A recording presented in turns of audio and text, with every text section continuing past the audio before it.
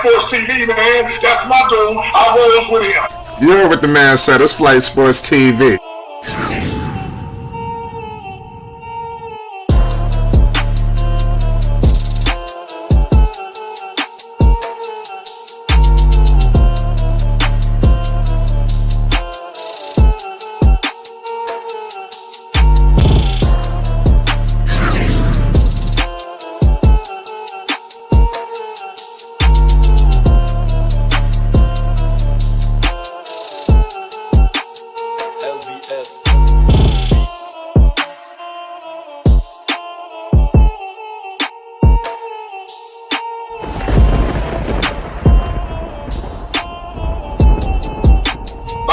Flight Sports TV, that's where it's at.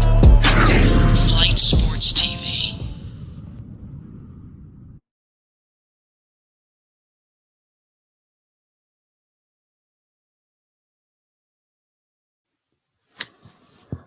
What's going on, people? It's Flight Sports TV. I appreciate y'all for checking with me. You already know what it is. We back with another one of them things. You already know it's going to be one epic situation that we got to discuss with the people tonight, involving Lamelo Ball, MP1, the 1-of-1. Obviously, we touched on it earlier. The news has just been circulating all throughout the airways. Tonight, we're going to get into some ramifications. Bottom line is, Lamelo Ball change is coming. We knew this was going to happen, but we are now seeing it right before our very eyes. I think homage needs to be paid. I told the people what was going to happen, and you see what's going on.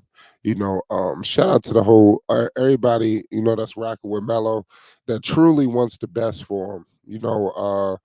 If you truly want the best for Lamelo Ball, you understand the time that we are in right now. With this new change, with Steve Clifford stepping down, we are in a unique situation. We are in the time now where Lamelo Ball could get to that next gear. Now, we know what Melo does individually, but in order for Lamelo Ball to do what he needs to do in the NBA, he's going to need a collective unit. And it may not be all just personnel. Player personnel. We're going to need some guys in the front office really pulling strings, really showing some aggressive nature out there. That's what the hell I want to see, ladies and gentlemen.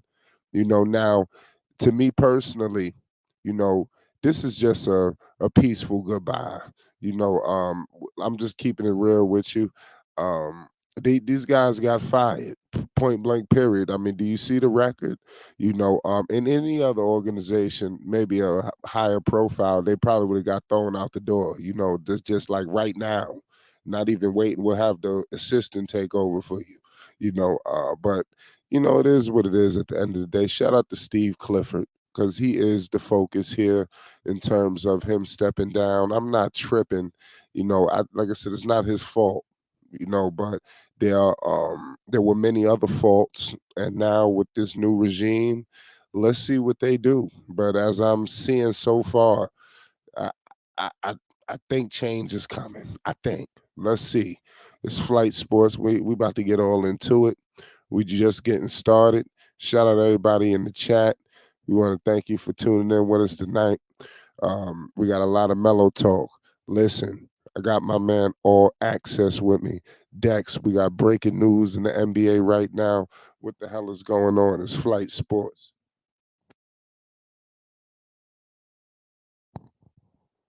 You may be muted if you are. Shout out to Flight Sports TV, the machine, the voice of the voiceless, the people's champ, the hottest in these streets. Shout out to the panel as it reaches its premium peak.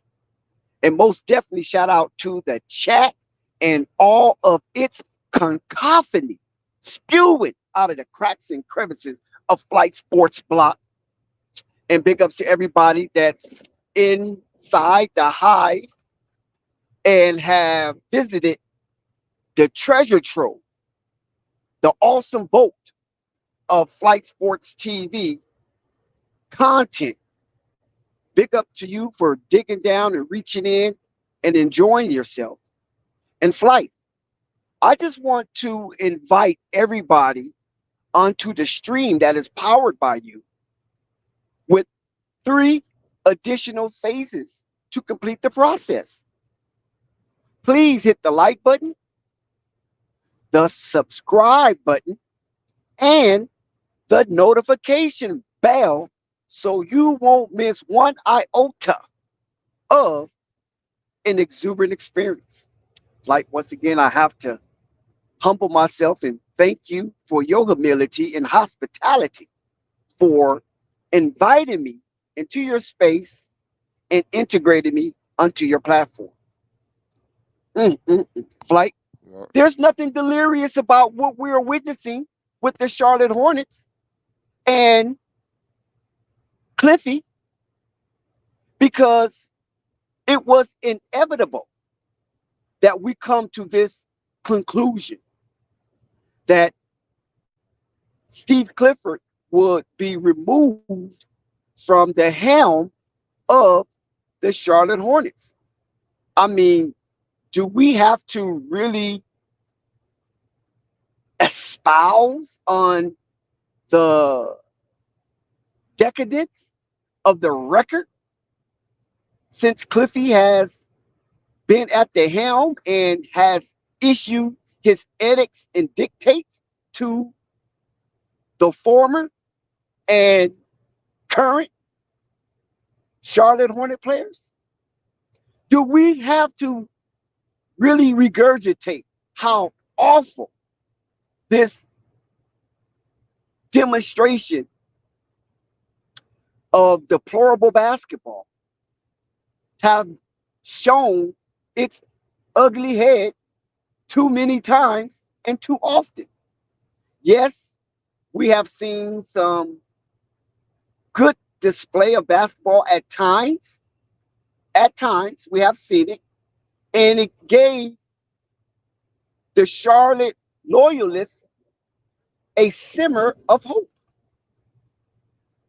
But it was all for naught because this team could not even reach a 30-game win season back to back. Despite all of the injuries that the Charlotte Hornets have undergone, and even despite Flight, all of the movement, the shaking, the earthquakes that riddled the roster and turned it over into what we see now, the demonstrative example of winning has been absent among the Charlotte Hornets locker room. So inside the Hive, there's been a lot of buzz in Flight for the removal of Stephen Clifford, aka Cliffy, from the Charlotte Hornets disposition as the general of this current stock of soldiers and warriors that culminates the talent source of Buzz City inside the Hive of the Spectrum Arena. Flight. So I'm not shocked. I just appreciate Flight, how Cliffy has basically extricated himself from Charlotte forefront of basketball. And it was done with a class act. So I appreciate the current regime who allowed Cliffy to walk away into the shadows lightly and quietly and still have the ability to use this tour of duty as a mark on the resume that it was a mutual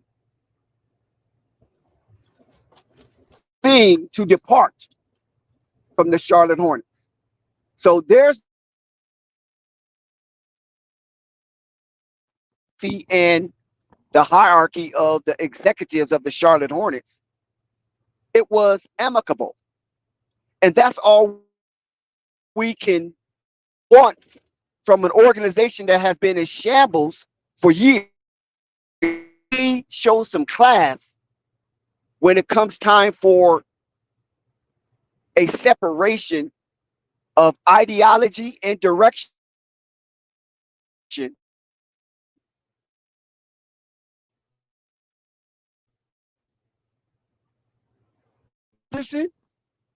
Rick Snall, Gabe Plunkton, as well as Cliff, for not making this a messy environment and causing tension in the atmosphere amongst the organization, the players, and Charlotte loyalists in the high flight. You feel me? Right. Yeah, I definitely do, man. Like I said, this is an unbelievable situation. We got a lot of things to talk about. Listen, we just getting started. I got hoop jargon in the house. We got Dex. Listen, it's gonna be one of them evenings tonight. I got hoop jargon in here. Hoop. Listen, we got breaking news in the NBA, as you can see. What's your thoughts on the situation that's just occurred?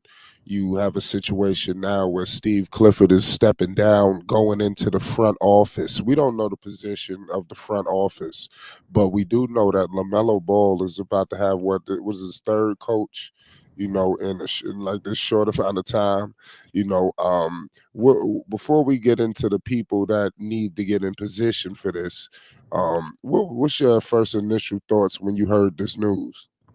Man, it's funny. I'm just hearing this news 12 seconds ago when you said it. I just, you told me to tap in, so I just came running.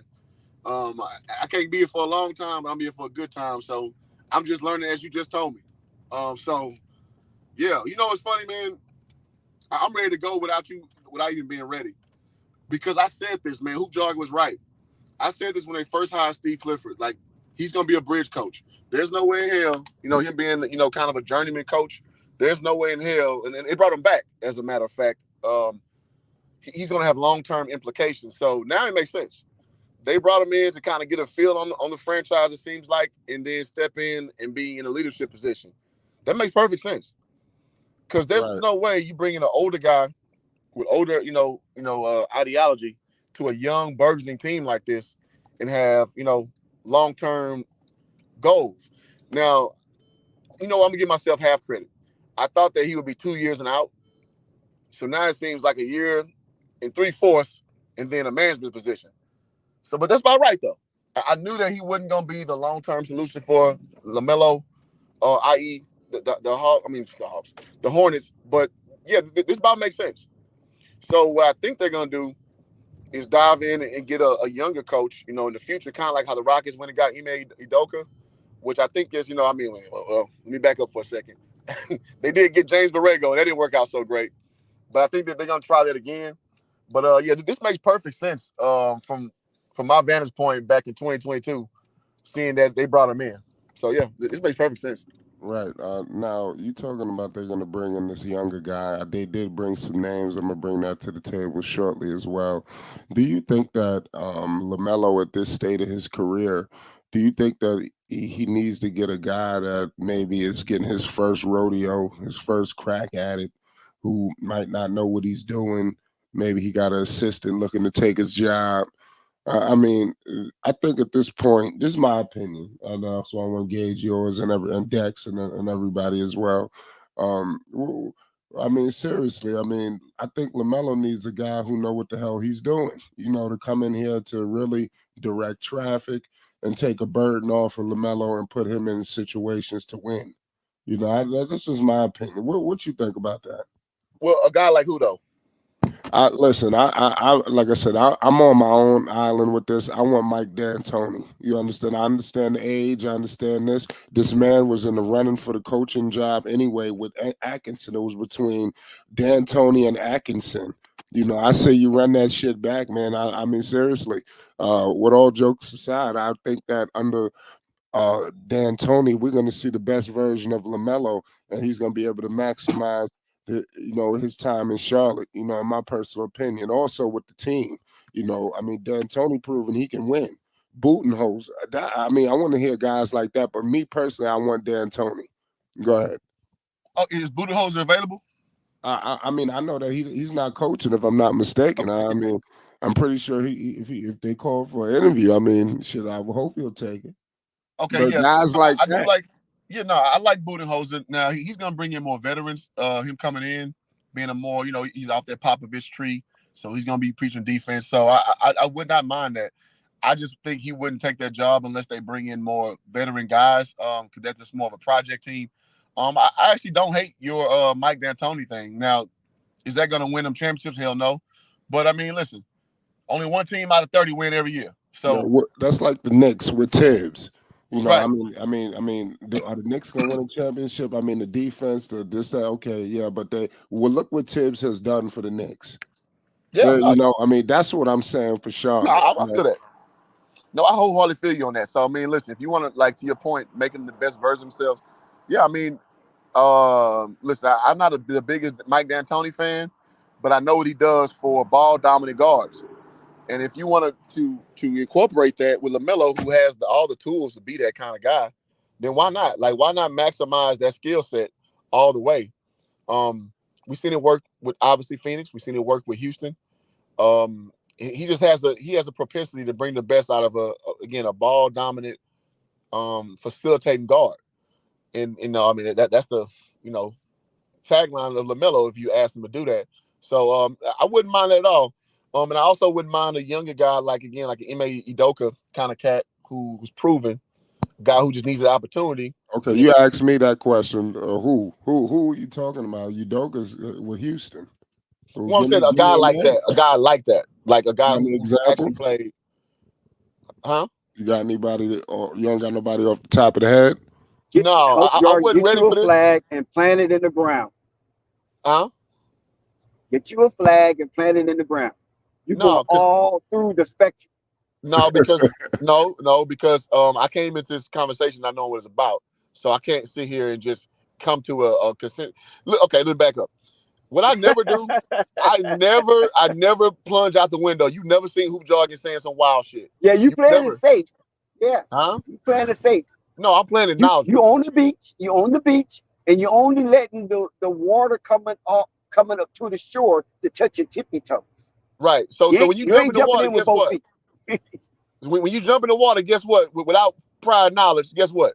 It could be some sharks in there. It could be some alligators in there. It could be high tide Yeah. season, and you jump your narrow black ass in there without a plan. So I'm never gonna jump in the water without a plan. Okay, play it safe then. We just so Warm used take to hoop Walter. jargon getting out Warm there. take You Walter know what don't I'm saying? always be warm take Walter, homie. Okay. Forever and always until I get a real opinion, and then I come in and I'm gonna stand on my opinion when I have it. But I'm not gonna Okay. come in blind and then come in just saying some shit just because we online. I Okay. don't roll like that. Okay. I'll feel you. All right, continue, Wh- hoop jargon. Go ahead. No, that's it. That's it. Excuse I my mean, I rude gotta I interruption. gotta just think about it a little more. I mean, I let in with it. Like I didn't know the news, and Flight told me. Yeah. So okay, Yeah, Flight should have let so me I'm go talking before as I you, as and I'm. then Yeah, I mean, yeah, could I have know the piggyback team off kind that. of. Yeah. Yeah, what you think about the stuff that we was just touching on, Dex? Well, first of all, Kenny Atkinson reneged on his commitment to be the next Charlotte head coach after the firing of James Borrego. So that right there messed up the waters. And Cliffy had to come in at the 11th, 50th hour to try to save face for Michael Jordan and Mitch Kupchak. And Mitch Kupchak being the experienced GM, I think he was once executive of the year for not falling in his face and creating a bigger fiasco. So that Cliffy was never considered to be the coach. He wasn't on the fast track to be head coach of the Charlotte Hornets. It was between Mike D'Antoni, right, and Kenny Atkinson. Those were the two front runners. And they made the decision, and then Kenny Atkinson reneged based on some speculation that a lot of us really don't know. But the head rumor was Michael Jordan didn't want to fire the training staff based on he supposed to be intimately tied to those brothers and sisters that's a part of that training staff that he didn't want to put them in the unemployment line. And at the same time, Kenny Atkinson, being a part of the Golden State Warriors championship run, probably figured and knows what goes on behind closed doors that that training staff was inadequate for him to push the type of buttons he needs to push with the players, and the players be comfortable going that hard on the hardwood, knowing that they have an adequate training staff to help them rehabilitate if they extend themselves to the point of injury. So that didn't happen. So Kenny Atkinson, like, no, you're not gonna put it on me. Because when you look at it now, in hindsight, as we know hoop jargon, it's 2020, right? Look how many devastating injuries the Charlotte Hornets had. And now we can even think, this is why Gordon Hayward took his time coming back.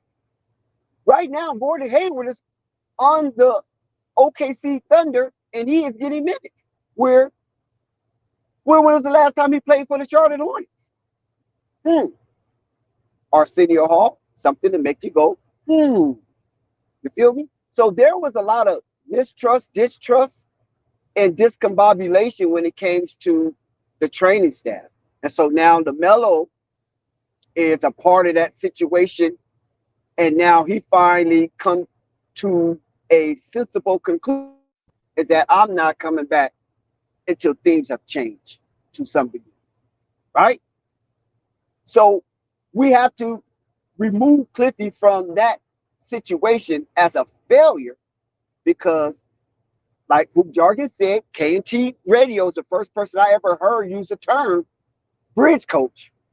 And that Hoop Jargon had alluded to tonight that that's all Cliffy was. Just to patch things up until they get a little more organized, and now they can move forward with force under the new regime. So I believe that with the insert of Jeff Peterson inside the Hive, I think Jock Vaughn will be highly considered. I really believe that. Because he was a two-time Brooklyn Nets head coach, right?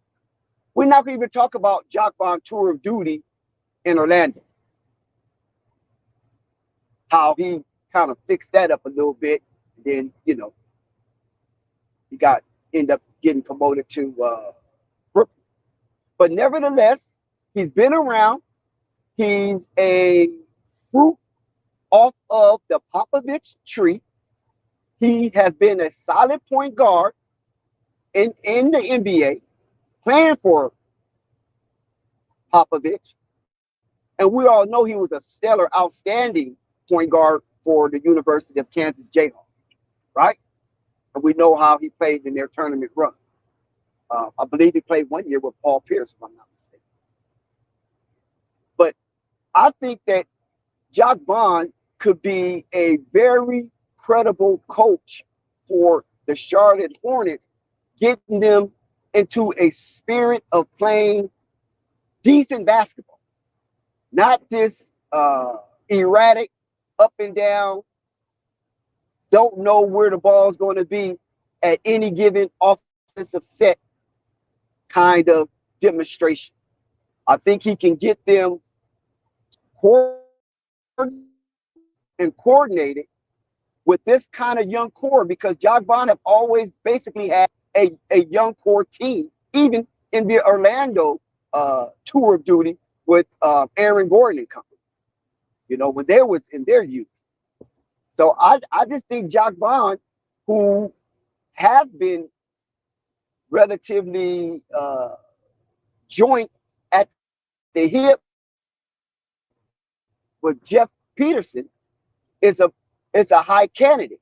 Now that doesn't mean that he's a front runner, but he could be a high candidate in consideration to get the Charlotte Hornets back into a culture of playing real basketball and not out here fishing for contract leverage or promotion of who's going to be franchise player. We already know it's hands down Lamelo the French Ball. So that's who I'm going to put my antennas on. Flight and hoop jargon Can is I add one Jacques Vaughn. more?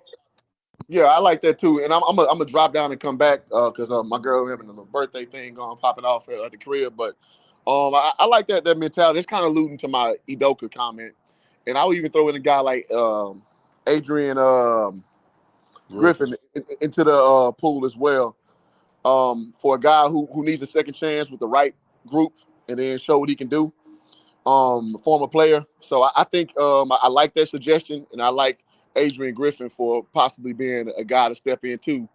Being a brother, and we know brothers can kind of connect with our young brothers a little better. So I like that as a scenario too. So yeah, I like where the conversation's going because it got me thinking as you're talking. So I want to inject that as we go forward. Yeah, And yeah, thank you, hoop appreciate jargon. it. Check this out. Let me say something. Let me address hoop jargon. Now, hoop jargon, we know, and you have played high caliber basketball, even as a professional. So you know how these connections go, right? You got to be able to connect to the front office as well as the players. So the head coach have to be the perfect medium. And we know that the face of the franchise right now, hoop jargon, we can all agree is Lamelo Ball, current, right? And Lamelo Ball is a Southern California kid. Guess what? Sure is Jacques Vaughn, a Southern California homegrown individual.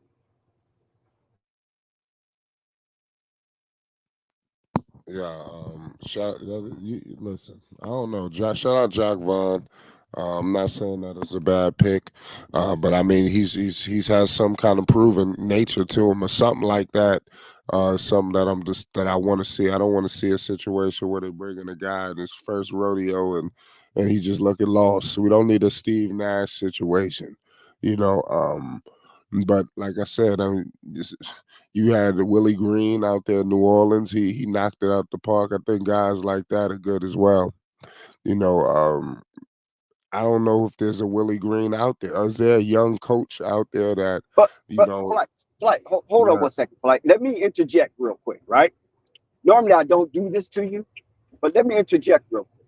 I seen how you surreptitiously inserted your New York Knicks somehow, some way. I don't know how the New York Knicks could Oh, be in the conversation with the Charlotte Hornets, oh right? yeah. They two different atmospheres, but somehow, some way, you did it. You put and Hoop Jargon didn't check you on it, so I'm gonna check you on it. Keep the doggone New York Knicks out of this fiasco. The New York Knicks are a legitimate organization doing legitimate things, and it looks like the New York Knicks is going to go into the second round. So you can't compare that to what's going on with the Charlotte Hornets as a bottom feed. Like, The so Knicks stop was a trying to bottom feeder, but interject the Knicks your was a New York bottom Knicks feeder too, somehow, some though. way. No, but hold on. See, I remember the pain. You understand? Right now, everything is all cool with the Knicks, but just a week ago, the Knicks was in hell. And I remember all of this. I remember the Prigionis and I don't even remember these fools' names. The people that they had running through the corridors of Madison Square Garden. You understand? It was a nightmare. I mean, for real, it's been. I don't know if people remember because the Knicks been doing so well lately how hellacious it was for the Knicks. I mean, people was coming to the Garden with bags on their heads. I mean, it was like that, But the thing is, I challenge Hornets fans. They up in that building too comfortable. I mean, shit. I mean, I'm just saying. But We I wouldn't say they're go comfortable. ahead. I wouldn't say Hornet fans are comfortable because we hear the backlash at some of the moves the Hornets have made throughout the years. So I don't think they're comfortable, but I just think they are comparable to not winning. Not comfortable, but comparable to not winning. And I think those are two different dynamics because we haven't seen the Charlotte Hornets get out the second round since eons. So they enjoy their basketball. They love their Carolinas. They love their Dukes. They love their Wolf Packs. They love their Demon Deacons. But when it comes to the professional aspect of Charlotte basketball, I just think they are comparable because it's basketball and it's in Charlotte. And okay, why not? Right now, with the advent of Lamelo Ball and Brandon Miller, now they start to get a little itchy, you know, because they itching for a scratch because they got two top five players that have shown that they can play with the best of them. Now let's fill out the remaining slots of this roster and construct it to where they can compete and be a perennial playoff team, maybe not a championship team, but a playoff team. And this is why I believe Jock Vaughn is a high candidate for that, is because he knows how to at least get a team into a playoff scenario. You feel me? He Oh might not yeah. get them to a championship, but at least get them to a playoff scenario and get them to play. I'm talking about the young core, because he always had a young core wherever he coached at, and he got him to play and even exceeded certain expectations based on the talent pool that was available to him within that team. You're right about that. Good call. Um, Jacques Vaughn might very well be good for the Charlotte Hornets, but I don't know about Jacques Vaughn. No disrespect to Jack, but possibly him over some of these other guys I heard. I'm not too sure for certain what some of these names that I picked up. A lot of names, like I said, I never even heard of these dudes. Obviously they picking guys off other teams' trees. They got a guy out there in Boston. Um, I don't know. Bartrand says McMillan. Uh, okay, Dex, what you think about McMillan? Talking about Uh, Nate McMillan, yeah, I like him too. I think Nate McMillan is somewhat of a relic, and he's right at the crossroads of being a dinosaur. So this is why he couldn't gel with the Atlanta Hawks young squad. It's because his antics and his proliferation was a little too rigor for some of these young cats who are the face of the franchise, and it doesn't propel them for a long term. So the longevity of the relationship between Nate players doesn't seem to jive well when it comes to equating production with partnership. So, like I said, it's a new age. Hoop jargon just said it earlier, how these young players want to be coached by younger players that looks like them. Unfortunately, Nate McMillan is is part of the '80s. You know what I'm saying? In the early '90s. So I don't know if that combination of Nate McMillan, Brandon Miller, LaMelo Ball, Mark Williams would jail for the long haul. So I think they need a coach that can bring some laughter. Not that the any way, but you have to have fun out there. If these youngsters are not having fun, then it becomes boring. And once it becomes boring, then the lackadaisical effort starts to come to the forefront. And if you want to prevent that hoop and flight, you got to have a coach that is willing to not try to make himself superior over most and using his coaching title as a means of dictatorship.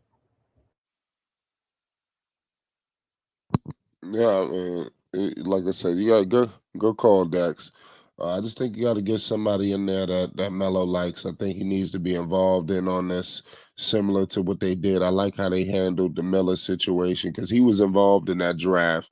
They didn't highly publicize it, but Melo was right there for the workouts. He's seen these guys work out, so he made the call. They worked alongside of him, and I like that. I want that to continue with the head coach.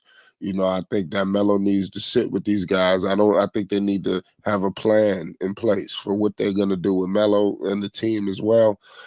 Before they proceed, I don't think it need to be, because before, I remember they said, what did he say? I'm not going to consult with nobody. That was obviously Mitch. That was a long time ago, but that was some of the attitudes that was floating through, Charlotte. Now it's Okay. hopefully it's a new day. Whoa. But We can chop that part up. Hold on. Okay. No, I go don't ahead. want you to go too fast on that. Now, why you think Mitch was saying something like that? Because some people thought it was ridiculous, and some people thought it was a mature act from an older statesman of the NBA in executive position. Well, I say it is tough to say, but in hindsight, it sounded pretty crazy. But if he would have hit it out the park, I mean, nobody would have been able to say nothing. But he didn't. So, to his credit, he did hire Kenny Atkinson. That's another thing. That Mitch could probably take to the bank, because that's similar to. I know you hate that I bring up the New York Knicks. But I have to do this again. Phil Jackson. I want to point this out. When he took the job for the New York Knicks, he initially wanted to get Steve Kerr to coach the New York Knicks with Carmelo Anthony and implement the triangle. It was never supposed to be Derek Fisher. You understand? And that's what happened. I just want to point the parallels here. What do you think about that, Dex? I don't know if your mic is on mute, but I just was just trying to compare those parallels between that situation, man. So it is a tough call, because who's to say Kenny Atkinson wasn't gonna come in here and revolutionize shit? I'm just saying. It seemed like he was the real deal. He was the guy that the organization was gonna put behind, and he never got that opportunity to see that through. They end up going with Steve Kerr. They had to get, pardon me, Steve Kerr, Steve Clifford. They had to get him out the bed and save the day, because they had nothing else. They were stuck. All right. Yeah, I'm back now. To your question, Flight, I don't think you can compare the Steve Kerr, Derek Fisher dynamic with Steve Clifford and Steve Atkinson. Kenny Atkinson. I mean, Kenny, excuse me. My bad. Kenny Atkinson. Now, Kenny Atkinson, remember his moniker is the point guard whisperer, right? So that was a perfect hire to me for a budding Lamelo Ball coming off of his All-Star campaign to be attached and connected with Kenny Atkinson, aka the point guard whisperer. Now with Derek Fisher was considered. Stephen Clifford was never considered. So you had Kirk Fisher and Jeff Hornacek, right? Horny Dog, whatever his nickname. So those was considered to be Nick hires. You feel me? Steve Clifford was never considered to be a Charlotte hire. He was never in the runnings. He just came in, as I alluded to earlier in the stream, as a fill-in at the 11th, 50th hour. So it's a little different. It's a little different right there. And Steve Clifford, even though he was a part of the Brooklyn Nets, he came down and accepted whatever terms and conditions that Mitch Kupchak and Michael Jordan and Larry Jordan laid out for him, and Bud Peterson laid out for him. So he didn't have no connection to the draft. He had no connection to assistant coaches, training staff, none of that. Just coach the talent in front of you. And so by him doing that, it kind of saved face for Mitch Kupchak and the crew, because Mitch Kupchak, to some degree, is well respected amongst his peers in this thing called executive and management of NBA franchises. So nobody got pie in their face. Now, Michael Jordan, we already know nobody's not looking at Michael Jordan as a fixture, as a fixer of that situation. Most people believe it was hands off Michael Jordan until Mitch Kupchak brought it up to his attention. People say, okay, yeah, get with it. Give me the basement deal. You understand what I'm saying? Ask Cliffy for that basement deal. And Cliffy gave it to him. So both parties benefit, because Cliffy was able to resurface again and as it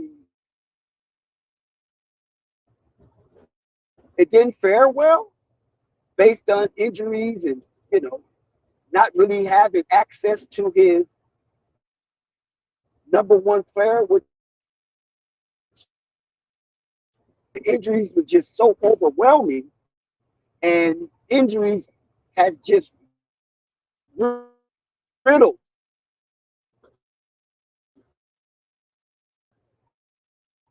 the roster of the Charlotte Hornets since Cliffy been on board. Why Gordon Hayward took his time that was given to come back into his Charlotte Hornets uniform to really keep their contract and guarantee money afloat. And that's probably because the training staff of the Charlotte Hornets is very inadequate. And we're starting to see that now, because a lot of people get hurt for the Charlotte Hornets. Only person that never really got hurt for the Charlotte Hornets was like Miles Bridges, right? And PJ Washington. Those were their Iron Men for some reason. We know why PJ Washington never really got injured to any degree, because he played some of the soft gel basketball imaginable for a person in that position. When the last time you saw PJ Washington box somebody out? So he played contactless basketball, just like you got contactless deliveries from Uber Eats, Grubhub, and DoorDash when it came to PJ Washington, PJ from the runway.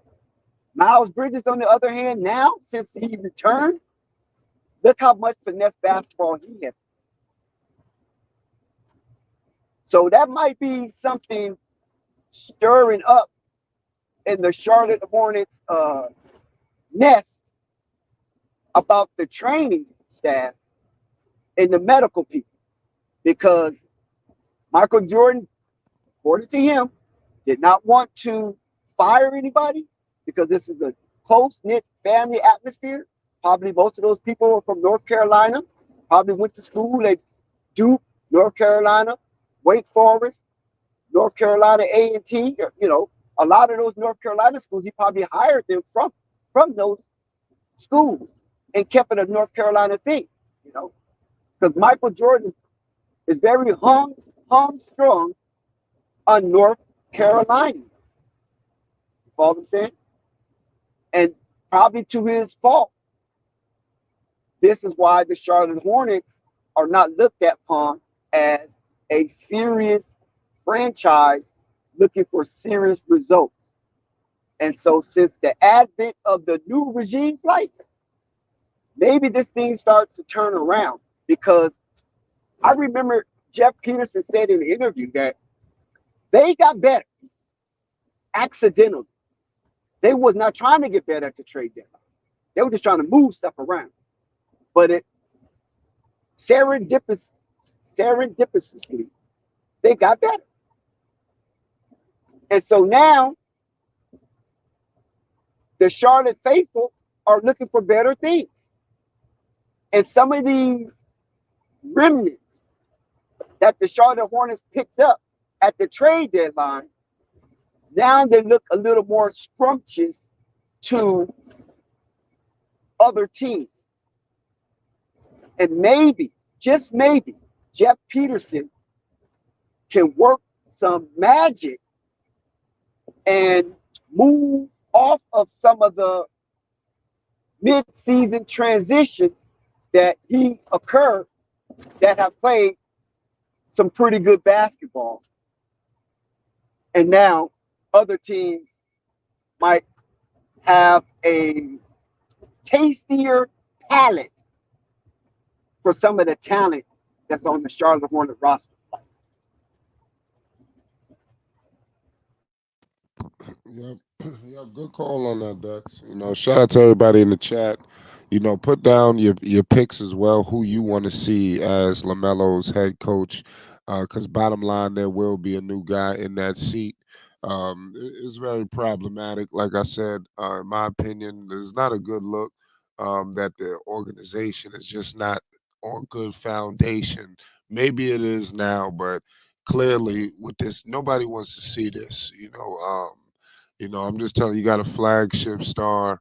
Injuries, obviously, the change. And I want to hope that this change, sustains itself.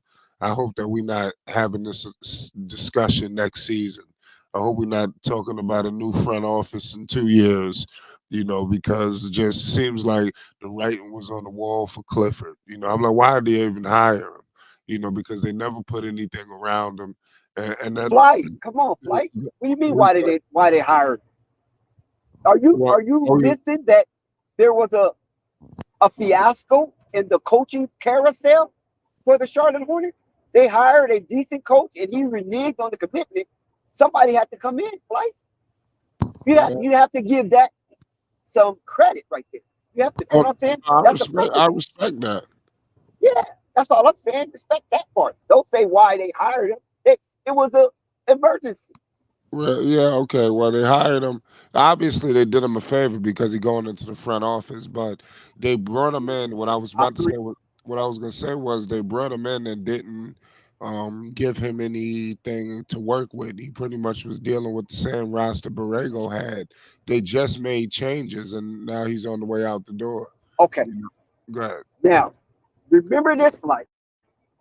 Mitch Kupchak is the mouthpiece for the organization, right? So that means he's the mouthpiece for Michael Jordan at the time.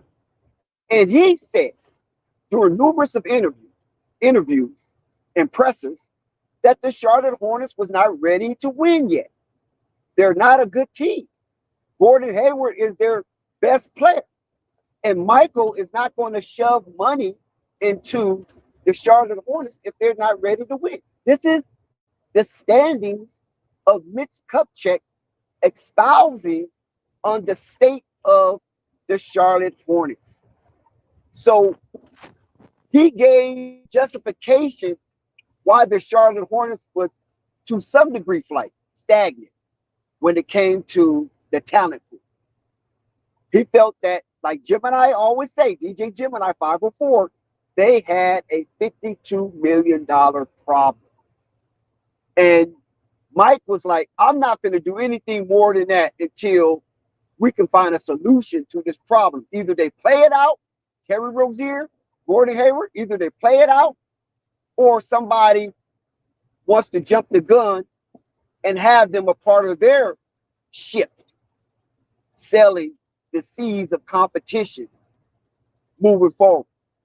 And Mike considered doing it, pulling the trigger for Westbrook, but Mike wanted some cash consideration along with that. You understand what I'm saying? He considered bringing back Kemba Walker to some degree, and the Charlotte faithful was like, oh no, that's water under the bridge. So he got so much backlash about the Kemba Walker reunion that he just said, you know what, you're not going to do it. Right? So there are reasons or even excuses, however you want to label it, why the Charlotte Hornets were stagnated as far as spirited competition. And that's because Michael kept his purse strings close to his chest. Like, Yeah, you're right about that. Like I said, Michael Jordan, he's a trip in my opinion. I'm happy that he's on the way out the door. Um, like I said, I think at one point, Dex, I thought you probably thought that Clifford was gonna be able to hang out for another year. You know, are you surprised they letting him go like this? I could have sworn you no, said I'm that not. You he know was what? gonna I'm be not back. surprised. Oh, I'm sorry, Clay. Say that again. I'm not. No, I said I'm I not could have sworn I surprised. thought. Go ahead. No, I'm saying I'm not surprised, but you were saying something else that I didn't hear. I was saying I could have sworn that you said that you could see Clifford staying another year. Am I Yeah. tripping on that? Well, I could have No, sworn no. you. I said that. I said that earlier in the season, I believe, Yeah, because of Lamelo's first ankle injury. Right?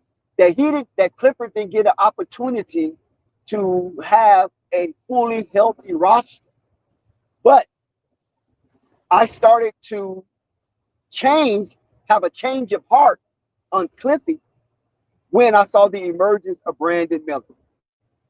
When I saw the emergence of Brandon Miller come aboard, I was like, nah, he's I think K&T Radio was correct and he was a bridge coach. Everybody that was calling for Cliffy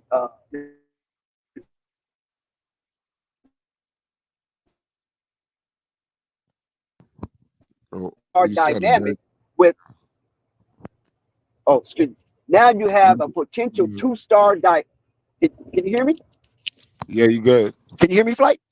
Oh, Yeah, I think I we said probably because missed now like you the have last minute. what was the last thing you heard?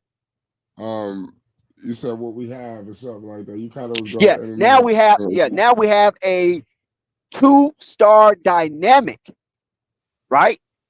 And not only is it dynamic, it is a awesome thing because both of these two players, LaMelo Ball and Brandon Miller, are multi-dimensional. They can play an array of positions for the Charlotte Hornets offensively as well as defensively. So when you have a player with the versatility of LaMelo Ball and Brandon Miller, number 3 draft pick and number 2 draft pick overall, and they are showing that they can grasp this thing called basketball quickly and swiftly, then Steve Clifford will be removed from uh, Steve Steve Clifford will be removed from the equation, right? So the common denominator amongst the Charlotte Hornets executives is to be able to maximize LaMelo Ball and Brandon Miller as a combination, right? And I don't think Steve Clifford is the coach with the ability to do that in this era of basketball. Because you got Brandon Miller can be on ball, off ball. You got LaMelo Ball can be on ball, off ball. So they can even scheme up an offense with a front line that is 6'7" and above. You know how scary that would be? So now Steve Clifford has moved into another sector of the Charlotte Hornets. They can draft just about any kind of personnel coming out of the draft that fits the situation where they could be 6'7" and above and versatile. It don't have to be a point guard. It don't have to be a center. It don't have to be a wingman or to that stigma. They can draft an athletic, lengthy Lamelo Ball archetype with the anatomical structure of 6'7" and above, who is versatile in in his play, and that's offensively as well as defensively. They could be the Jim Boeheim, Syracuse of 2003, I believe. You remember that Syracuse team with McNamara and Melo and Warwick, and I forgot that African dude name who he was really good. That team was so tall, lengthy, and disruptive. They just ran amok through the NCAA tournament and secured a national championship for Jim Boeheim. This could be this kind of a team in the NBA structure because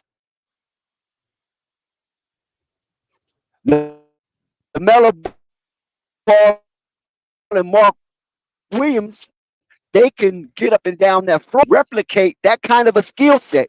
And the Charlotte Hornets is off and running for like. Yeah, man. Like I said, this is a wild situation, man. I just gotta. It's crazy. Shout out to Rap God. Shout out to BTW. All y'all in the building. BTW says yes. Dex rumors are the Hornets are looking for a tall guard or three to put between Lamelo and yeah. That wouldn't be too bad. It wouldn't be too bad. Shout out to Thunder as well. We want, like I said, we just want the right coach. Similar to for me, my message is gonna be similar to the draft. I remember we got into this Scoot Miller dynamic, and I think my I know my stance was I don't give a damn who the hell they draft, trade. Just make sure that the team is better next season. I say that they got the best player available, for them. They couldn't get Wemby. I think they did right. I think they need to scour, the coaching field and have that similar mindset. Sit down with a couple of people. Don't go in and just I don't know, it's tough, but you do have a new guy, in Peterson running things. We got to see what fingerprints he gonna put on it. What you think about Jeff Peterson so far? What the hell you think he gonna bring to the table? Well, so far you can't think much of Jeff Peterson because he hasn't even done much unless he was a part of that midseason trade. And if that was the case, I would give him for that trade alone, I would give him a B, maybe a B plus, right? But at the same time, he even admitted that the results from that trade, how it translated on the hardwood, was accidental because that wasn't the purpose for the Charlotte Hornets. They just wanted to make motion to get rid of that $52 million problem that DJ Gemini always have alluded to. And any innuendos that was associated with the Charlotte Hornets trying to tank. So Jeff Peterson, thus far, flight we haven't really seen much of his fingerprint on the Charlotte Hornets, but his presence right now, currently, have me to believe that Jeff Peterson is going to be very active, all things Charlotte moving forward. And I just think that the ownership of the Charlotte Hornets and all the upper executives really feel the mind of Jeff Peterson and are very optimistic that this is our guy. It's almost like trading for Barry Bonds. Like when Barry Bonds was with the Pirates, it was a one thing. But then he became available. and he became a giant, a San Francisco Giant, and then he just started breaking all records. Like,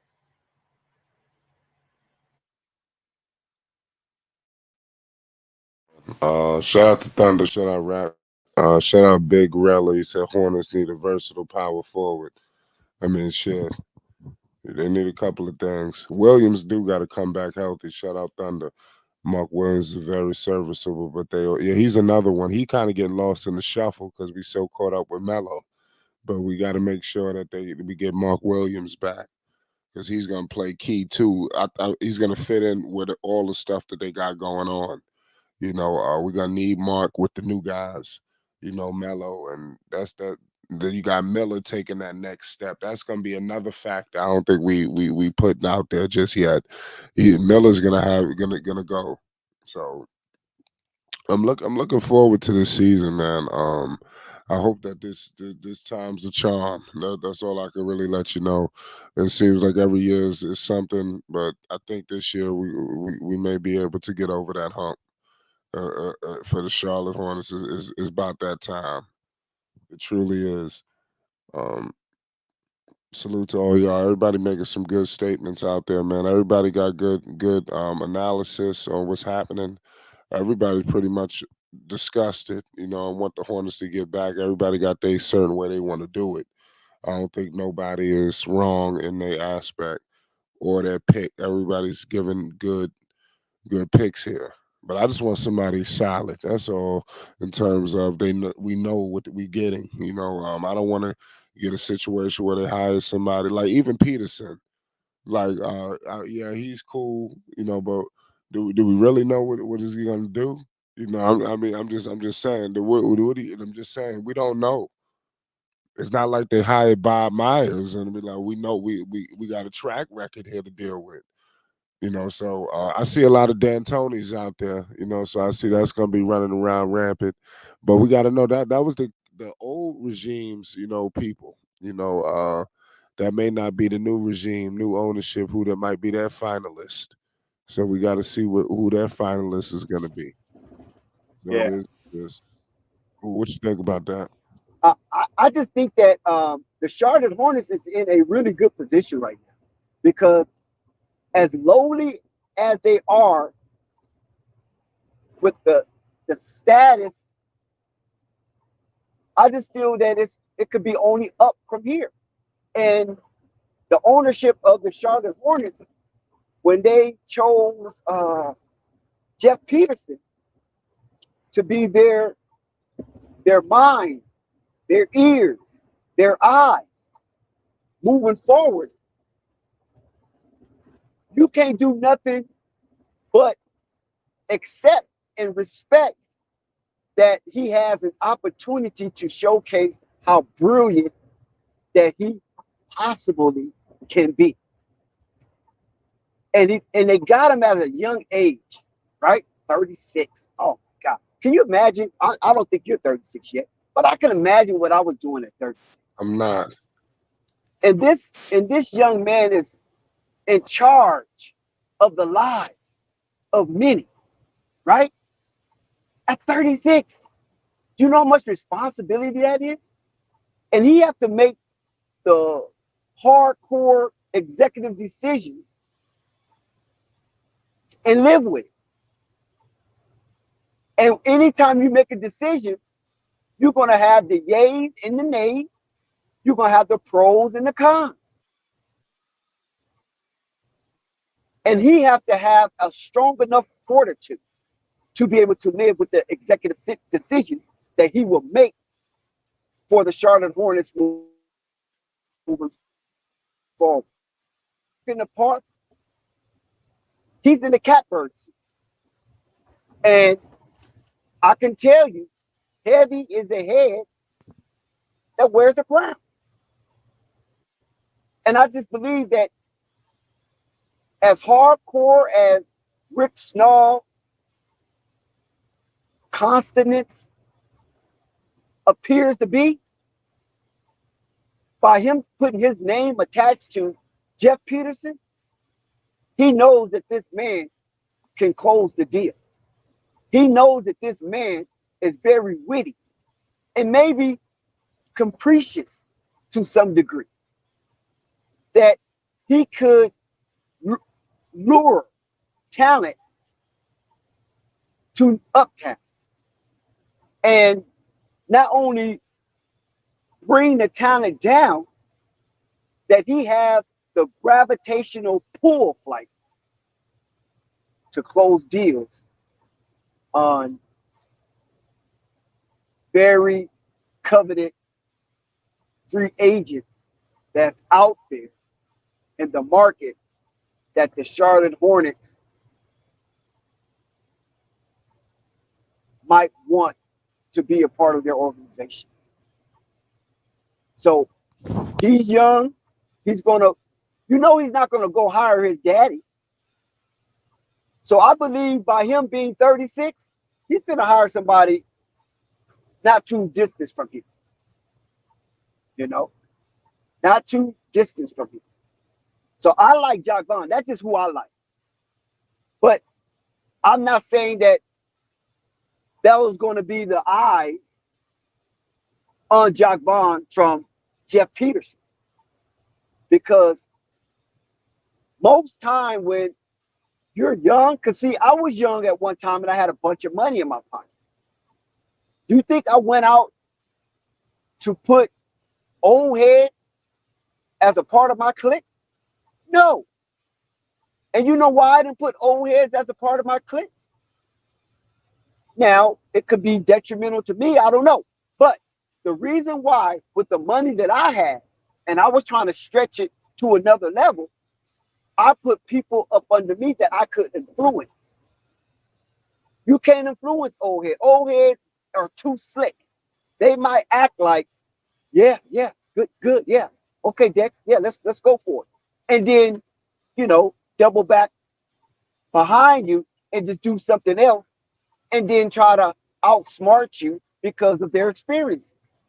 So I just think Jeff Peterson probably wants something into that same caliber and where that he could influence and not be, tricked to any degree based on the factor of experience and age differential.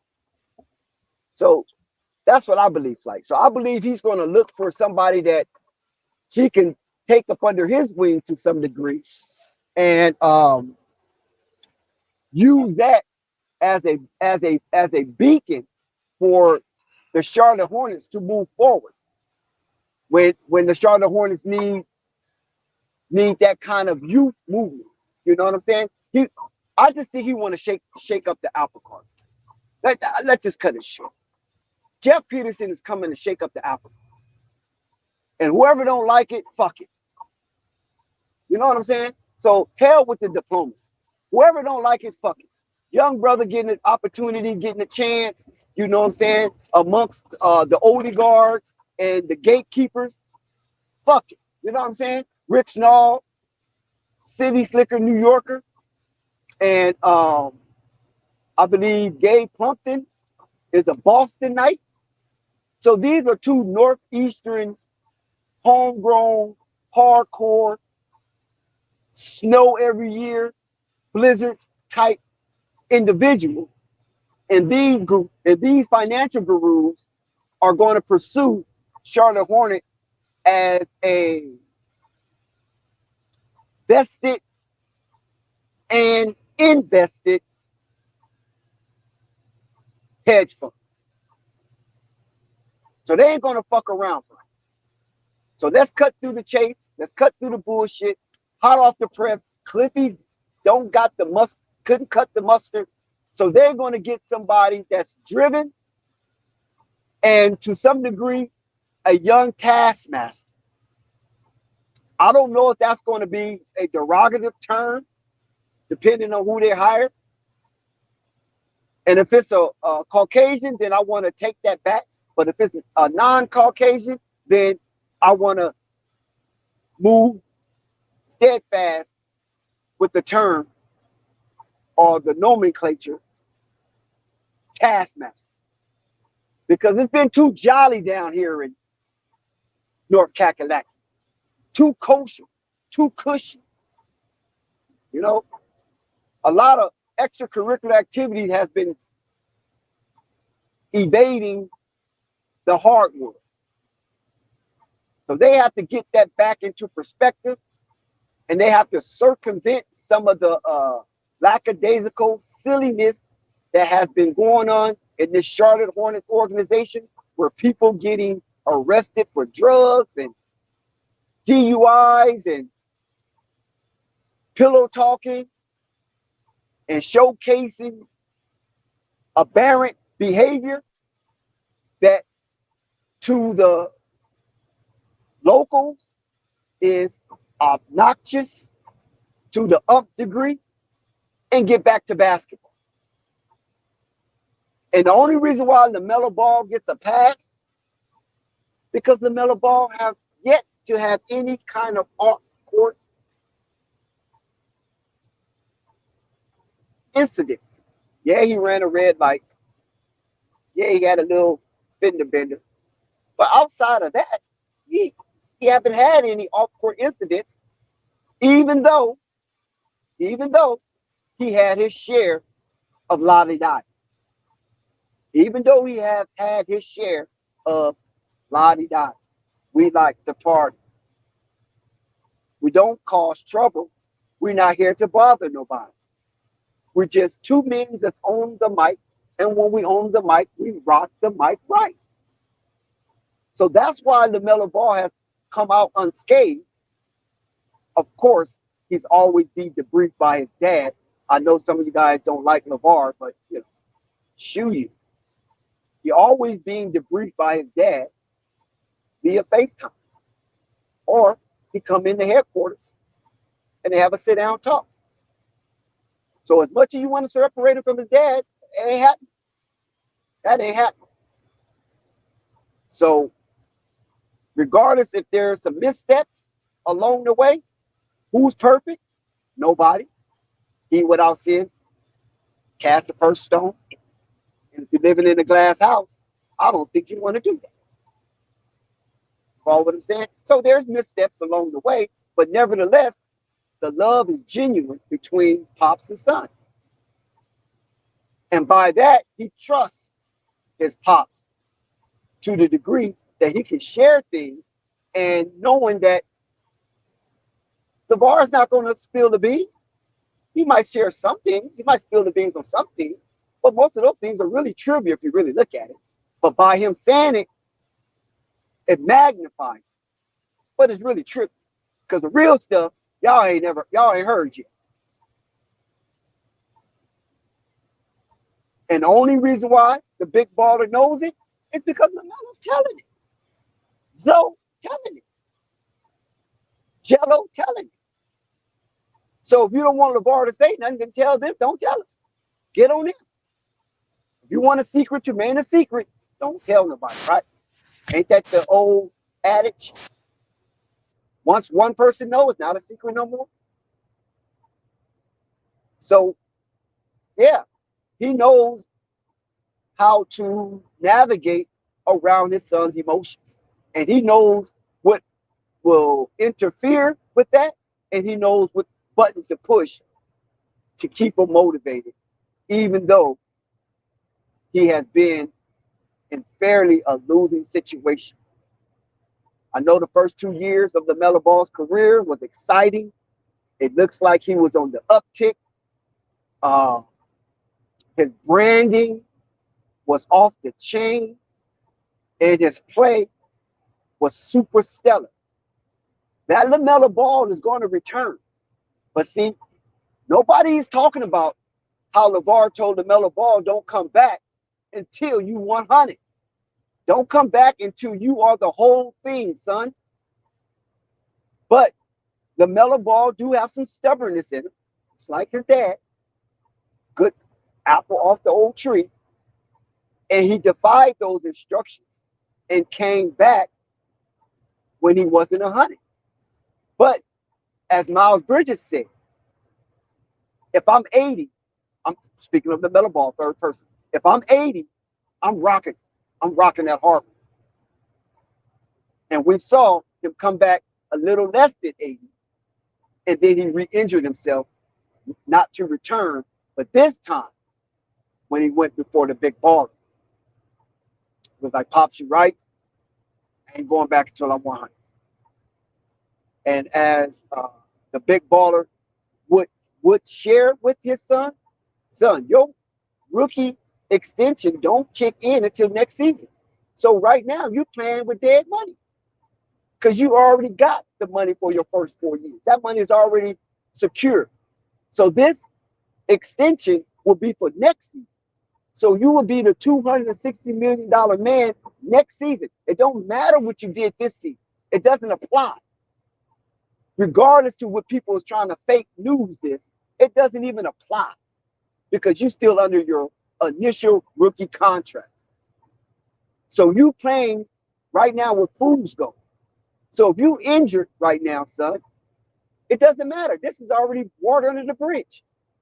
So don't be coming limping into next season when your 260 million kicks in because there's a lot of guaranteed money out there as well as an additional 60 million based on incentives that you will want to nab when healthy. So don't worry about how what the media is doing because it's smoke and mirrors.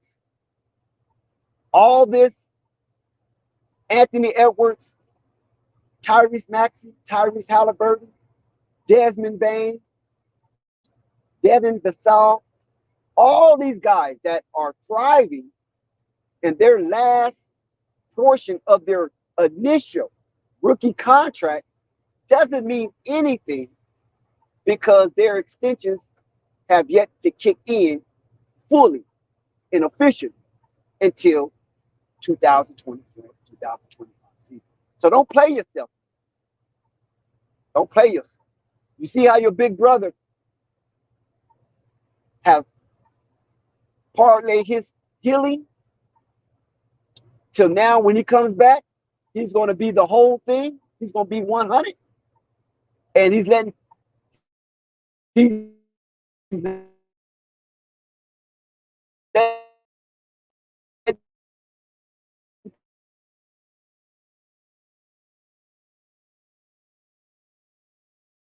doing the same thing because Charlotte is going nowhere fast.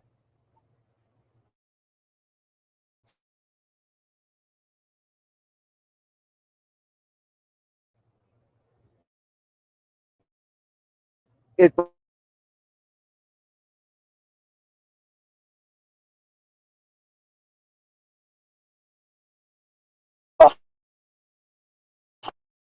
behind or rock with you. Please subscribe to Flight Sports TV, hit the like button, and leave a comment. Damn, I said all that and nobody heard me. I have my mic on mute. Well, basically, let me reiterate. Can y'all hear me? Lamelo Ball, with this new ownership, have the backing of Rick Schnall, Dave Plunkton, and Jeff Peterson to the nth degree. I said so much of my mic was on mute. I am so sorry, man. And nobody didn't even say anything. This is why that kind of pisses me off because if I'm about ready to elaborate on something, given a question and nobody tells me we can't hear you, I don't know because, like I say, my device sometimes do not be in my face. This is why I don't see what the chat is saying.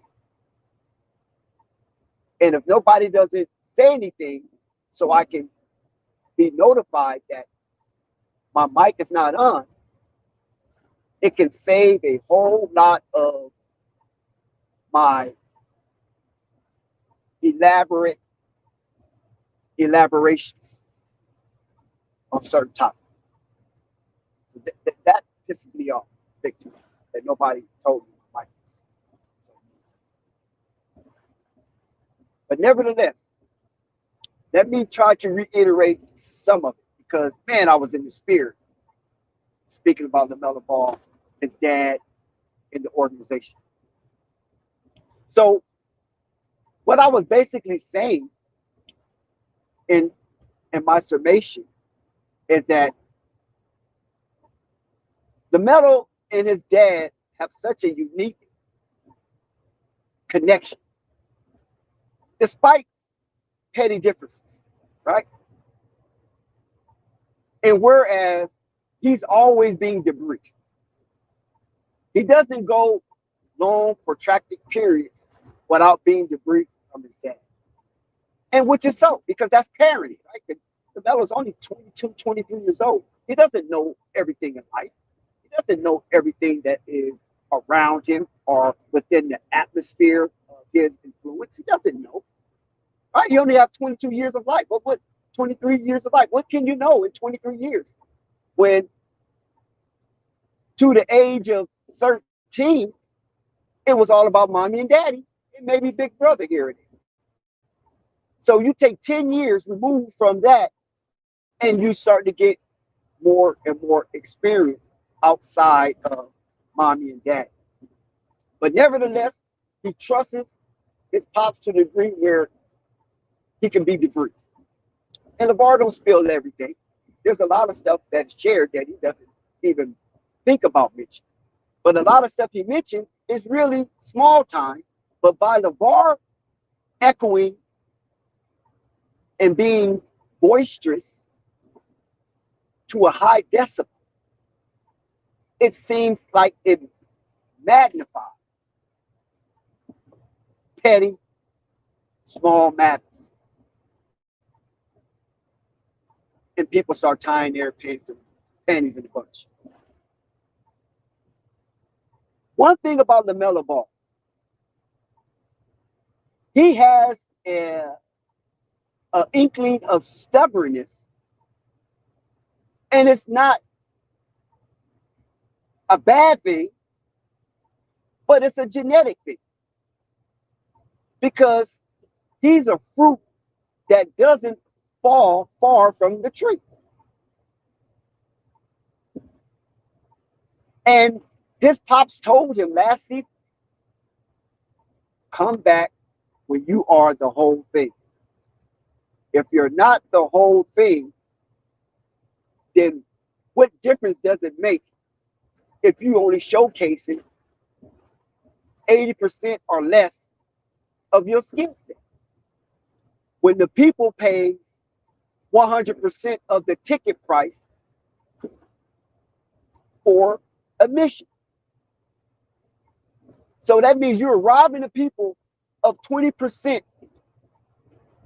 of what the value of the ticket says because the organization put out on the court a product that they value at according to your seating.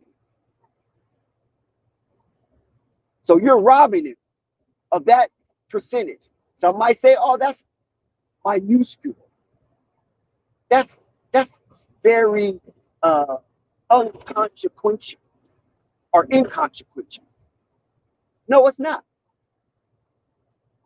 Because you're still getting robbed of 20% of the value of your ticket if the player is only playing at 80%.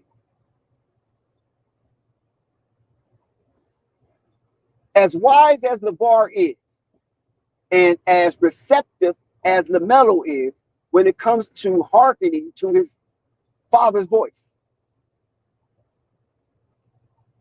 that inkling of stubbornness that I mentioned caused Lamelo to come back on multiple occasions when he wasn't ready to, even back to his rookie year.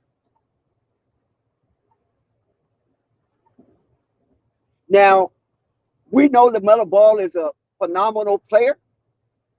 He defies odds at times. And so he realized this as well.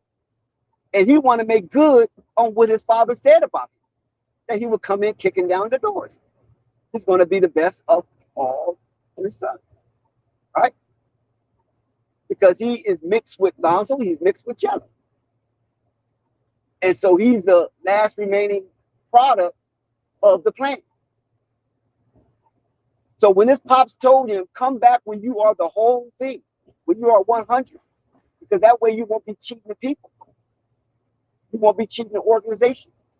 But that inkling of stubbornness caused him to come back so he don't let down his teammates and show a very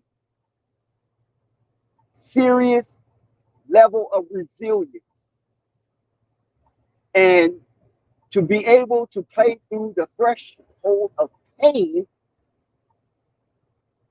night in and night out, trying to secure W's for the Charlotte Hornets. Now, when Pops relate to LFB, when Pops relate to LFB, that this season you're playing with dead money. You cannot make any more or less than what you have agreed to since 2020 this season. Regardless of all the hype and fanfare other players are getting, like Tyrese Maxey, Desmond Bain, Devin Vassell, Tyrese Halliburton, Anthony Edwards, regardless to all of that hysteria amongst these young men that were a part of your draft class, which is the most lucrative draft class in the annals of history of the NBA, 2020. It doesn't matter because your official contract extension doesn't kick in to next season. It don't kick in this season. You're still on your rookie contract. Your extension don't kick in to next season. So you're playing with dead money. It's dead weight. So if you can't make it out that last season of your rookie contract, then stop until you become the whole thing.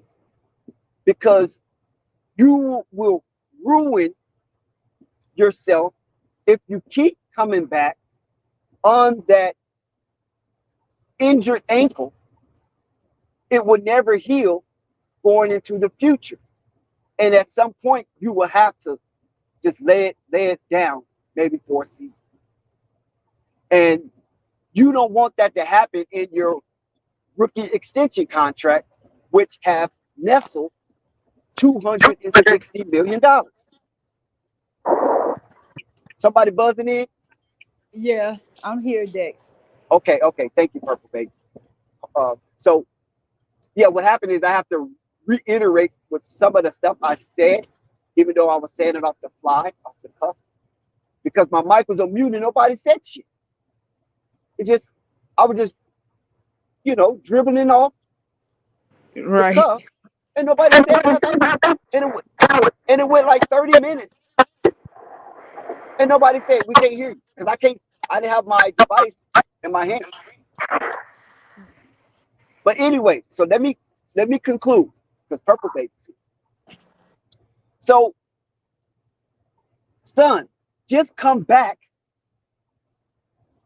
the whole thing when you just got the whole thing. And regardless to the outcome of this season, it's still attached to the old regime to some degree. It's because up until the trade deadline, there was no movement from the new regime to some degree. And then the new regime kicked in full force and made movement, but they made movement just to get off that problem that DJ Gemini 504 have always alluded to as a $52 million problem. And they did it in half of a season. So now the slate is clean. You're injured. Don't come back until you are the whole thing, until you are 100. And so you coming into next season with new coach, new GM, new regime, full-fledged, ready to thrust forward and build a culture of winning with you, Brandon Miller, and Mark Williams. Lord help him to be healthy next season. Because Mark Williams, I'm telling you, this young man was sensational as he was netting high-end double-doubles on a regular. And if Lamelo can still have that combination and floor play with Mark Williams, with the multiple options on pick and roll, dribble handoffs, and Mark Williams dashing to the restricted area for open lobs. You know what it would do for Brandon Miller and LaMelo Ball himself? It would do great things. So that's why you have to come back healthy. And so that inkling of stubbornness that LaMelo inherited, that's innately in him, rose to the forefront and became a fault because he re-injured an ankle that wasn't totally healed. And he had to acknowledge that his pops was right. You don't have to come back on that, the last of your rookie contract, because that's already dead money. Be prepared to come back on that 260. See, Ant-Man and Tyrese, that this year for them is more for off-court issues and sponsors, things of that nature. Not for LaMelo. LaMelo already is a walking billboard. He's a marquee, right? So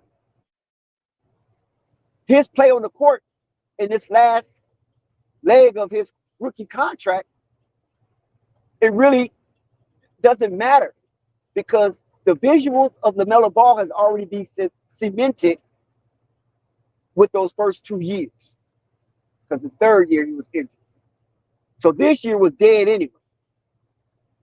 So that's why Anthony Edwards, Tyrese Maxey, and all them guys got to play hard. So in the absence of LaMelo, there is a vacuum for young fans to grab hold to. And they are fighting like hell to break into that void that LaMelo Ball has opened up for those who would be up next in popularity. Go ahead.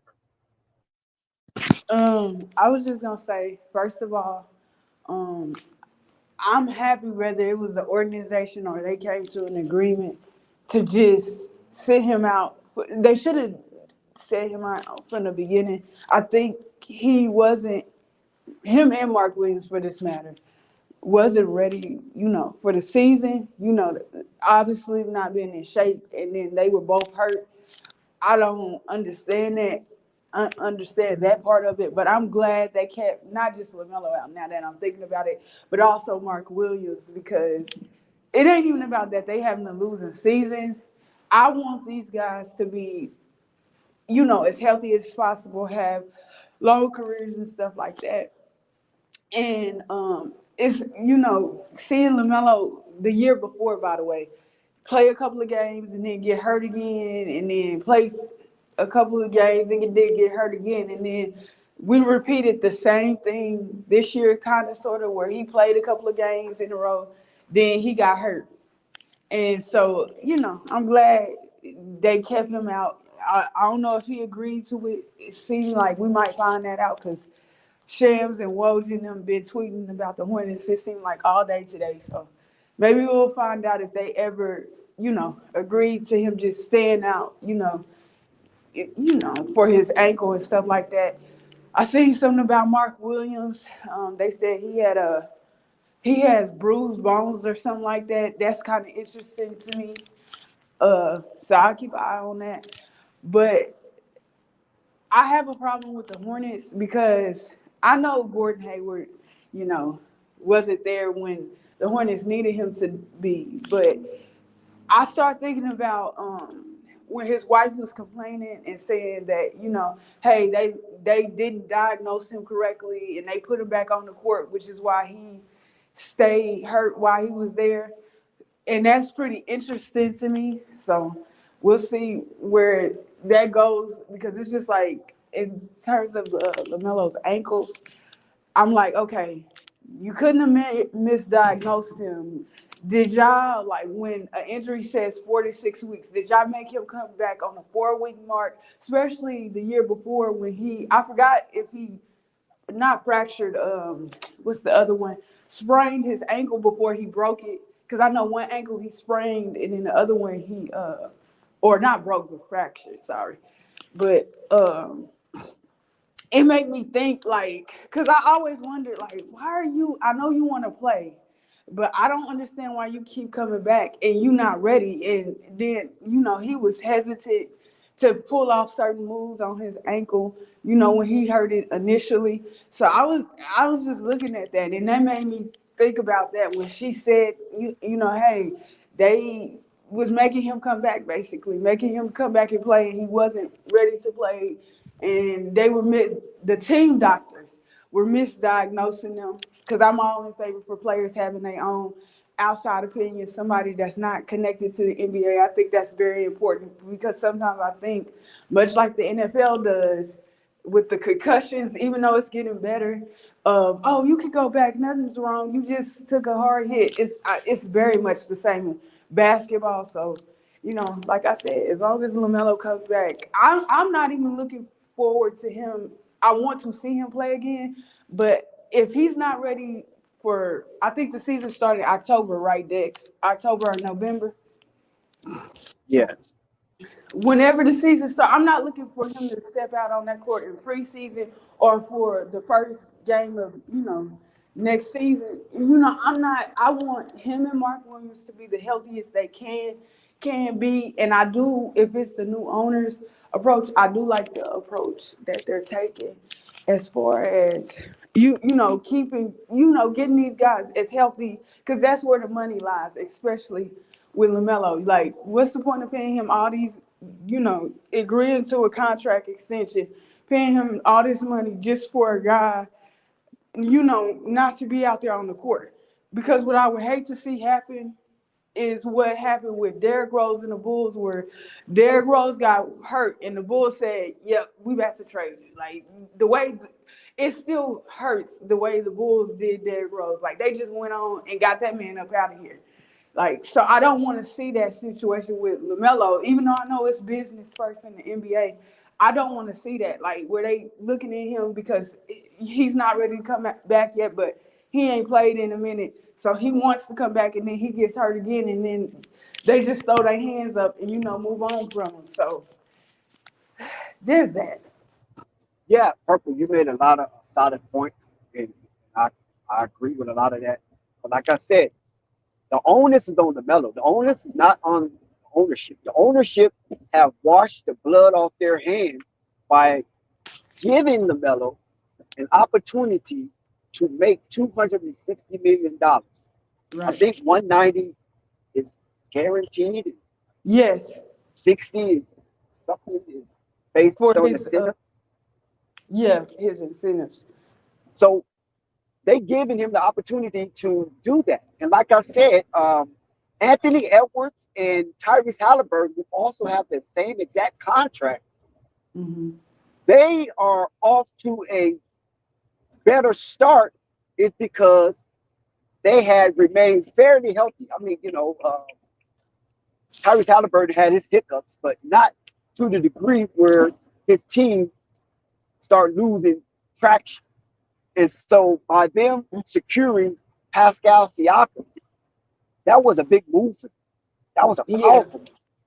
So that alleviated Tyrese Halliburton for being this Superman for the Indiana Pacers and breaking his body down sooner than Right.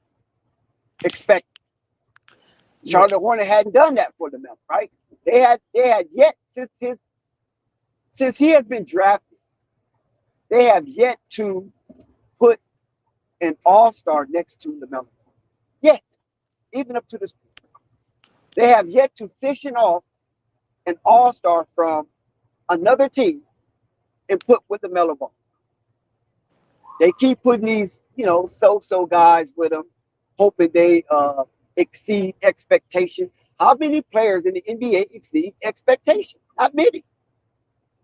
That's why they're called role players. Very few players do the Piazza, Siakam. Very few players do the Fred VanVleet. Very few players do the Damian Lillards. You know what I'm saying? Right. So you don't get that often. Very few players do the Giannis Antetokounmpo. You don't get that often. Those are rare occasions. So how many times they're going to fluster Lamelo with this kind of fluff and expect them to rise to the occasion like some of these rare players that's currently in the NBA, and players don't normally do this since the 75-year history of the Mm-hmm. NBA. That right there shows you they are making a mockery of this young phenom talent that they have in their midst. This is why I said earlier, the rise of Brandon Miller basically sanctioned LaMelo to have top tier talent around him, because you have the second overall pick in the first round and you have the third overall pick in the first round. That in itself is conducive to having all-star veteran talent around it to help shape and form and nurture this supreme raw talent that's inside your silo, and help it to shoot off like a nuclear rocket or missile. You know what I'm saying? Yeah. Because all that else stuff was just BS. Mhm. And I'm telling you, a real owner, and we know Michael Jordan really not a real owner. He's Mhm. a good basketball player. Bob Johnson. Um, what's that? What's that word I'm looking for? Left as an inheritance to Michael Jordan, the Bobcat. He stipulated he wanted a black owner. The NBA said, okay, what's the best black owner that we know that will, you know, won't go outside the box? Oh, Michael. Yeah, Michael did a lot for us. Let Michael have it. So it went from Bob to Michael, right? Mhm. Came in with a black owner, and it was sustained by a black owner until now. It's not, which it is what it is. Nevertheless, that's what happened. That sent Magic Johnson over to the damn football, because Magic was supposed to be the next in line to be the next black owner. Yeah. But nevertheless, that's another stream. So with this Lamelo Ball and the ascension of Brandon Miller in one season, after the controversial pick between him and Scoot Henderson, the Charlotte Hornets got it right. So whoever was responsible for that pick, Mike or the new regime, they definitely got it right. Follow what I'm saying? And this number 2 overall pick with Brandon Miller and LaMelo Ball, two versatile anatomical hierarchy prototype basketball regimented players who are multifaceted and can do what's ever necessary to put the ball in the basket. So the Melo Ball finally have a partner that can do these things. Miles Bridges was good, but Miles Bridges really can't dribble. He can't really initiate offense. Terry Rozier was decent, but Terry Rozier was a head case. And he was, to some degree, a pestilence when things didn't go his way. Yeah. He will blow air in his cheeks. He will poke out the old soup coolers, and he wouldn't perform if things wouldn't go his way. Right. So Um, now Lamelo got Brandon Miller, who is younger than him. He got Mark Williams, who was younger than him. And these guys can look up to LaMelo as a somewhat leader on the floor. Maybe not a locker room leader, but an off court leader who leads with silence and leads with action. He don't have to be boisterous and boastful, where his decibels reaches so high that it can cause the eardrum to bleed. He don't have to be that individual. He can lead by an example, and there's nothing wrong with that. Because I believe Grant Williams, that's his form. That's Grant Williams' form. He's a Charlotte native, and he's a good, decent player who also is multifaceted. I didn't know that at first when he was with the Boston Celtics, but watching him as a Charlotte Hornet, you can definitely see the multifacetedness with Grant Williams, initiating offense if need be, and moving the ball around if need be. So the Charlotte Hornets is in a good place, and all they need is a coach that could extricate the most valued aspect out of these core players for the Charlotte Hornets roster. Purple.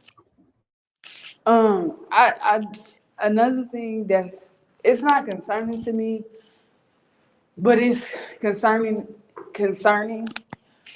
I see like when the GMs and stuff. Well, not the. I think it was the new GM they got.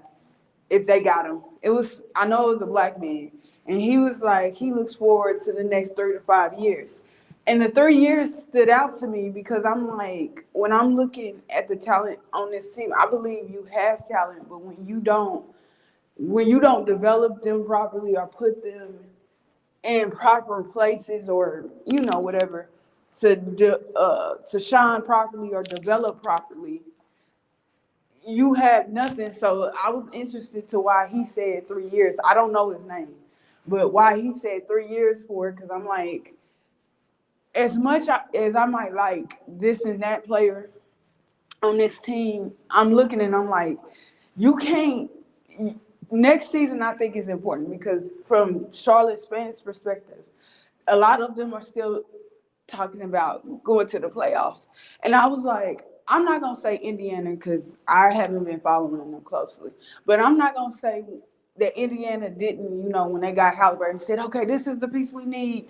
We're gonna do the play-in or playoffs and stuff like that. I don't know. I'm not about to lie about that, but I feel like we watched for the last 5 seasons or 4 seasons, sorry, of them, playoffs and, play-in type. And there's nothing wrong with making the play-in. But I think if you don't be careful, you'll find yourself in the position that Atlanta's in with better talent, but where Atlanta is, where they just hover around being a playoff team, a play-in team, excuse me, which ain't nothing to scoff at. But when I look at the Orlando Magic, as happy as I am for them and what they've achieved this season, I'm like, okay, is this going to be another Atlanta situation where they come back and then they just fall, back into the play-in, or are they going to sustain this going into next season, and whatever, because it's just difficult. Like, I see people, talking about like players that Charlotte should take in the draft or going out this year. They're excited about the new GM, and thinking, oh, we're going to get a star or a really decent role player. I think you need to pick. You got to start off with what you want to do. Do you want to develop or do you want to go into winning? Because we can think that players are ready to win or not participate, but engage in high level pressure or competition when it comes to the playoffs or even making the play-in to a certain extent. But then they get there and we find, they need some more years. They need some more time, especially to figure out their game and who they are and with each other. So that's all I ask for, that we don't go, when they go looking for a coach, that they don't go, oh, well, he's made the playoffs this. these many times. I think that's an important statistic to have. But either you have a development coach or you have a playoff coach. You got to have one. And we'll see how these players look, coming out of college in this upcoming draft. But I think it's really important that you start there, especially since one of your best players is going to be probably coming back from injury, whether, like I said earlier, whether he comes back at the start of the season or not. I think it's very important to choose properly, build proper compensation if you're able to get proper compensation, because I think it's going to be hard for them to get proper compensation back if Bridges. It's a bad feeling, but it's a good one that Bridges is going to be there. I don't agree with that, but it's whatever. But just getting back with the best that you can get as far as trading for players and stuff like that. And Charlotte fans have to realize the value that you think that these players got because of the 1 or 2 good games they had, or what you perceived as good games they don't have. Like Trey Man, right?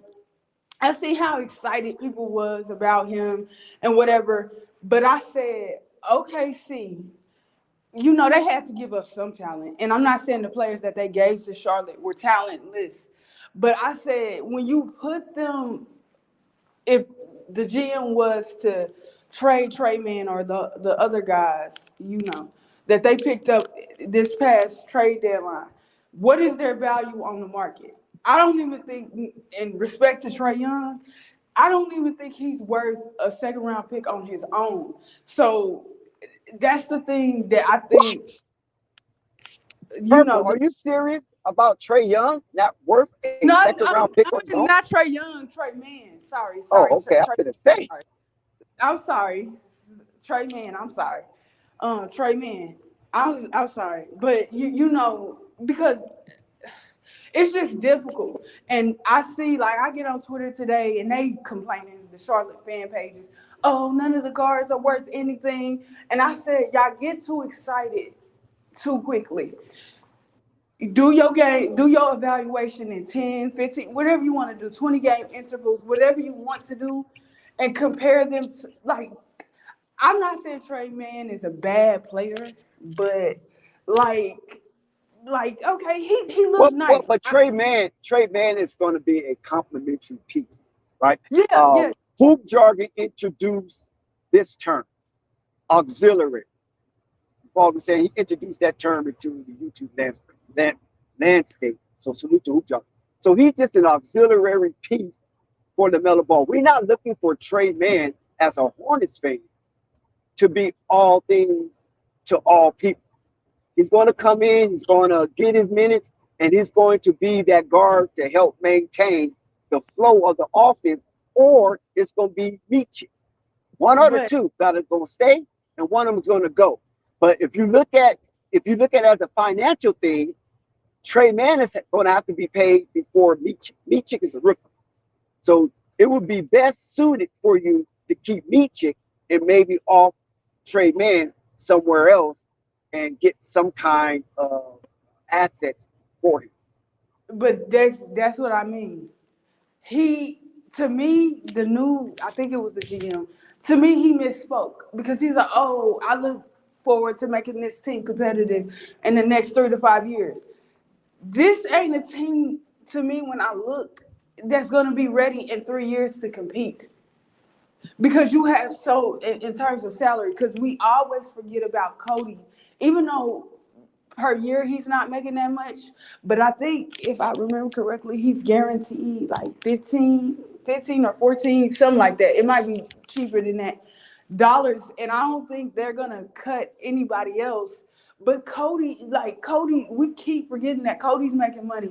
Cody plays the 2 and the 3 position for that Yeah, team. he's going to be a done deal. Don't even worry about Cody. He's going to be a catch. And I agree with you, but he's a done deal to what cost? No cost. I mean, what is it? What you mean? What cost? I mean, Charlotte, whether they keep him or lose him, he's not moving the pendulum for Charlotte to be better or worse. I mean, he's a neutralizer.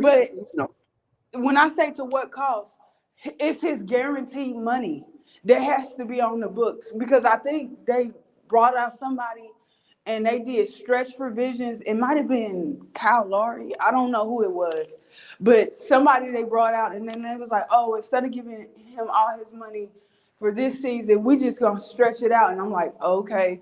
So that's because they was talking about Okay, if they stretch it out, those are deferred payments, right?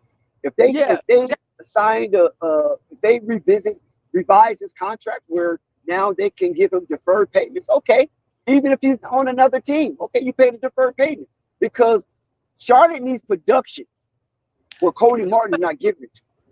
and I That's what agree they with need. you, but I agree that they need the production, but you're a small market team. We don't know, we probably won't know how much money they make this season until the end of the season. I think that's when they put it out and stuff like that. So you're a small market team that I think they might still be under the cap if I'm for sure. I think they are. But Yeah, they still under crap. They haven't reached their first stage. yeah, so it's which means they probably paying a penalty for being underneath it too. So my thing is, it's good in a way if they like under and then they buy out somebody like Cody, because that money counts against the cap for next year. But at the same time, like I don't know. Okay, but Purple, do you have to buy out Cody? You can trade him? You can package him up with Trey Again, Man or somebody or Meechik and what's get him the out of there. what's the value of Cody on his own though, Dex? It That, doesn't matter what's his value in his own. You can but you package talking him about with somebody. You understand what I'm saying? Because Charlotte got some good commodity and some good stock in their cornfields right now. And the way they dip over there into the maize fields of Oklahoma City, they've been doing it since they got Theo Mallon. You know, they stay over picking out of the maize field of OKC. For some reason, there's some kind of connection there. So if there's something else over there, they could probably be part of a multi-team trade, get something else out of OKC, send Cody and Trey Man somewhere else, and then that team send OKC something. yeah. But remember who and Trey? That's what was quite interesting. They don't make Trey Man talentless, by the way. But like when he got traded, I don't believe that. By the way, I don't think they're gonna be able to put those two in a package together and just trade them off. You gonna have to give, whether it's the third team or OKC, incentive. Well, OKC probably won't be taking them back. So that other team incentive to take those guys on, even if they salary. Well, yeah, they salaries ain't really that much together, but you would have to give them some kind of incentive. Well, I don't know. See, the thing of it is that we both are speculating, but you don't know, just like I don't know what other teams will be thirsty for. What would be a probability to placate their palates that's on the Charlotte Hornets roster right now? So you got a whole summer, right? Mm-hmm. And you've got the playoffs. I mean, you could, you know what I'm saying? You still got the playoffs that's coming in. People can be added onto the roster. I don't know if they can get them from Charlotte, but there's people out there that they might could snatch up for the playoff roster that when next season comes, they can have a whole opportunity to secure some of these players off their Charlotte Hornet roster. And like I said, it's based on the pleasantry of other teams' talent. Yeah, I just and another thing I don't want to see them do, because I seen people talking about this. Depending on the talent, which this don't apply to Charlotte, depending on the talent in front of you, if you're in the top five, just in general, I believe you should play. Uh, but I seen people saying like, if Charlotte got a top five pick, oh well, he needs to come off the bench for what? That's a problem too, and that's been a problem. You don't, even though the salary is relatively probably cheaper to your veteran player, like Lamelo was cheaper than Gordon Hayward and Terry, because they was making more money than him at the time, and whatever. So And I don't know about Devontae Graham. I don't think he was making more than Devontae Graham when he made there. But if we know money talks, we have to understand, regardless of it, these coaches have to play the guys that's making the money, or they pout and they get upset, they complain to the agent and whatever. But like that's another thing too. But Purple, there's nobody on Charlotte Hornets making any money besides Lamelo comes next season. Nobody. Relatively, I believe Cody makes more money per season right now than Nick Smith Jr. and Trey Man. I know for a fact he Yeah, but probably. I mean, somebody's got to make the money, right? They got to they have to fill the salary cap to a certain percentage, or else, you know, they get lose or they get taxed or some kind of penalty comes Yeah, if you don't fill the salary cap to a but I'm certain saying percentage. how you just want to push Cody off to the side and say, well, this guy is better than you. It don't work that way. They would have to move him. Like, I wish they would act the age that they are and not like children. Make your money and sit on the bench. I don't know what's this. Oh, I got to make money, so I want to play. I don't get that mentality at all. But like, what if Cody say, "Nah, I'm not letting this guy play over me. Trade me." How the Well, fuck? he gotta perform. It's about performance, right? Right? It's about But if what you they, demonstrate on that hardwood. If you can't demonstrate something significant on that hardwood, that 94 feet rectangle, then you don't deserve to be out there. So what that you in uniform? Uniform is one thing, but it's what you do in that uniform that makes you a mainstay or you get cut. yeah, but that's what I'm saying. We could both agree that he probably ain't had little to any impact on winning since he's been in Charlotte, correct? Correct. So what I'm asking you is, you just said you gave me a potential package of Cody and Trey Man, putting them together. I'm telling you right now, nobody is rising up to hey, call up Charlotte, and even teams that's But hold on, Purple. You can use that just to get maybe a notch up in the draft. You follow what I'm saying? You don't know who wants what until it's off.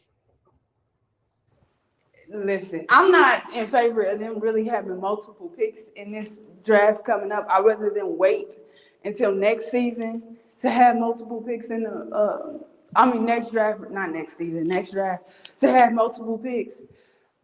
But if you feel like you need multiple picks, you go and get it. But I'm telling you right now, as far as the first round, you're not going to trade Cody and Trey Man and get back a first round pick. You'll be lucky if you get back two Nah, seconds. yeah, you're not going to do that. Yeah, And that's what I'm saying. Like, when you look at the value of this team, how much value does what's that man's name? Um, like, I think Miles Bridges, let's be honest, he's got per how he came back and played and everything. He has the most value on that roster for guys that they're potentially, going to trade or whatever they're gonna do with him. He's the one with the most value. You have to decide, which I think it would be a grave mistake. And that would, what guy are you referring to? Because I didn't hear no name. huh? What guy are you referring to have the most value? Miles Bridges. Like, as far as the most value currently for their free agents that's upcoming. If I was Charlotte, I'm dealing out. That's what I said. I might offer him a little something just because as a respect that we did draft this guy and Right. he did develop in our system, so we have to show some respectful value of Miles Bridges. But for him to be a viable player in winning, I don't know if that's still in Miles. I don't see the aggression that Miles really wanted. You know what I'm saying? Right. I think I don't want to say I'm gonna stick a fork in Miles and he's done. I won't say that, but I think he just needs to be a relevant piece on the team where Miles do not have to be, um, gunning for the top slot. I Right. think he lost that by default with his off-court antics, and that gave rise to Lamelo Ball and the confidence from the Jordan era ownership that Lamelo Ball will be their face moving forward. And so Miles just needs to go elsewhere. I don't think Miles needs to be with the Charlotte Hornets. They gave him an opportunity to stay in basketball, but now I think he needs to move on elsewhere and hopefully find greener pastures. And I definitely agree. And to add on to that point, also with Miles, something alarming came up again, strolling through Twitter, and Charlotte fans, of course. They were like, "Oh, it don't make no sense. I understand Lamelo is this playmaker, better playmaker, far superior playmaker than Miller and Bridges combined, but it makes no sense that Bridges hasn't stepped up and garnered this team. You need at least a close to 500 record." And I'm like, okay, but you have those same fans, some of them, wanting to keep Miles Bridges because of his points per game, and it's just difficult because I understand you're missing your best playmaker, your best player, but come on, we still got to But we saw purple. We need saw Miles Bridges pair up with the Melo this season, and it was no excitement. That that that that hot dog have lost its mustard. So it just was okay. He's out there. So that's why I felt that Miles' turn with the Charlotte Hornets probably ran this course. yeah. And yes, Rap God, Miles should be traded to a playoff team. Everybody that left the Charlotte Hornets purple baby are in the playoffs. From Vernon Carey right on down to PJ Washington. Think about that. Yeah, yeah, yeah. Even Sky McKiley is on a playoff roster. Jalen McDaniels. I mean, the list goes on. Right. Bismack Biyombo, Cody Zeller, playoff rosters. Yeah. I mean, who would have thought that? You leave Charlotte, and now you're playing for the main thing. Right. But let's keep in mind, none of these players that left Charlotte are starters except Terry Rozier and maybe PJ Washington. I don't know if PJ's a starter or not. Yeah, I think I know Terry Rozier's a starter. Yeah. So all the players that left Charlotte. So that just tells you, Mason Plumlee as well. That just tells you the talented foresight that the Charlotte Hornets had when they acquired these players, that they cannot start on a playoff contending team. Right. You I know what I'm agree. saying? Only Yes. two so far. Only two. Terry Rozier and PJ Washington. But yeah, yeah, yeah, and that's what I'm saying. Like personally, like as far as this thing with the free agency, they have to make sure that they spend the money, but don't overpay for a particular player. And for Kyle Lowry, I understand he probably still wanted to compete and show that he could compete. But for Kyle Lowry, as far as for a veteran leadership or veteran voice, for him not wanting to stay, for whatever reason, because I don't know what the reason is. It was very alarming to me. So when you You say don't go, have to know the reason. You can look at the reason.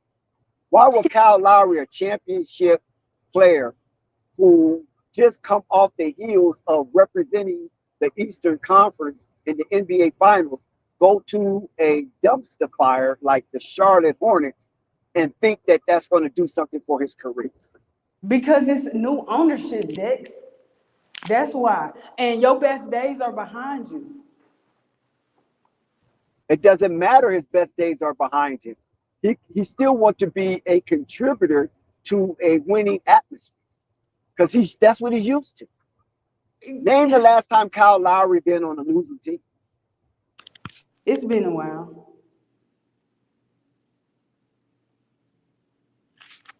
You know how much energy it takes for a player like Kyle Lowry just to wake up in the morning and go to practice to a bottom feeder team that's silly when it comes to maturation.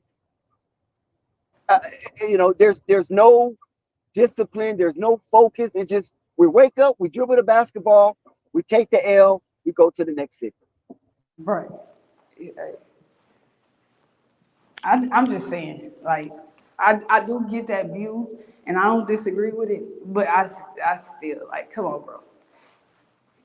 He's not a better player than Tyrese Maxey right now for Philadelphia, or Kelly for that matter. And Kelly is a bench player.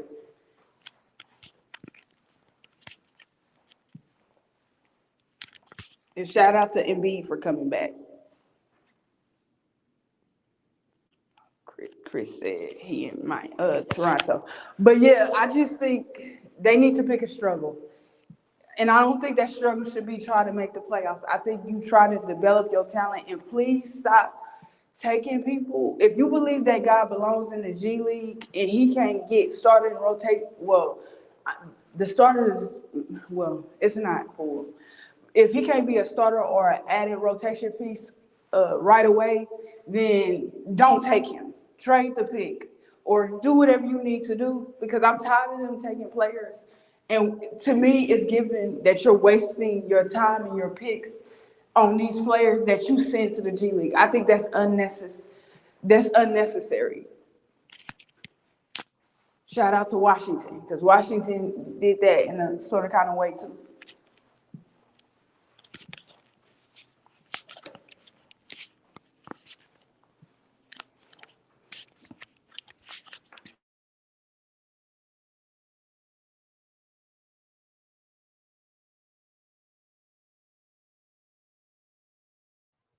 Purple, answer some of the questions that's in the chat for me, please. Okay. I seen Dre with a couple of questions. And Chris. I asked one of Chris's ones. He said, Dex and Purple. The real question is, do y'all think that Lamelo or Brandon Miller have the star potential and can impact winning? The answer to your question, Chris, for me is yes, but I question, and Dex is not gonna like this. I question, and it's not because of Lamelo's health, him being the number one guy, and the reason why why the team is winning. Brandon Miller, this is his first year, so that's a wait and see. But that's the only thing I question. I think LaMelo can impact winning, but I don't think he can do it to the severity on a night in and night out basis as far as being the number one option.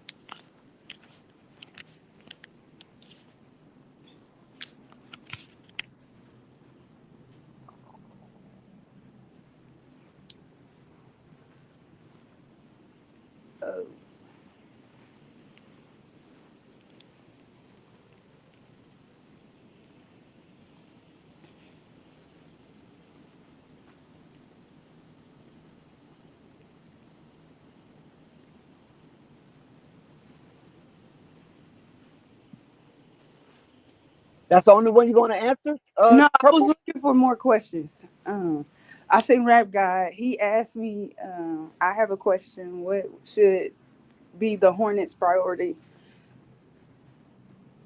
LaMelo's used to winning. Does LaMelo need to be a number two option to Miller? Uh, mm, to me, I think, uh, honestly, I feel like because of outside of Brandon Miller's ability to, or potentially, I'm gonna say not ability, potential to be a playmaker for right now, I do like his ability to just score on all three levels. I think that's something LaMelo, I'm not gonna say lacks, but he's not consistently, you know, good at it. He's not like he don't go downhill. I understand that he gets fouled and they don't get caught, but he, as a lot of people say now, he don't go downhill enough for me to, to be a number one option. And I think it's as good as he shoots from three, every guy in the NBA can attest to, like, you're just gonna have those nights where like you're not doing nothing as far as shooting. So you have to do other things like play defense or play make for that matter.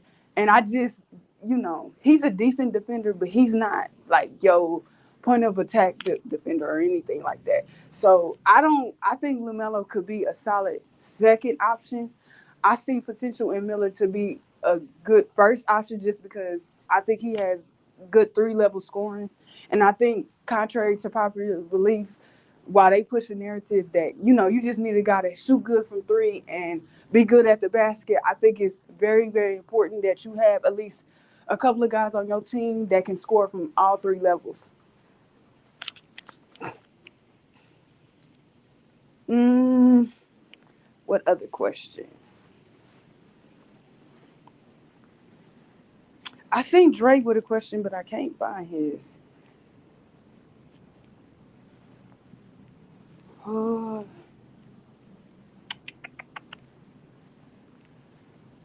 oh, Terry. He talked about Terry. Hmm.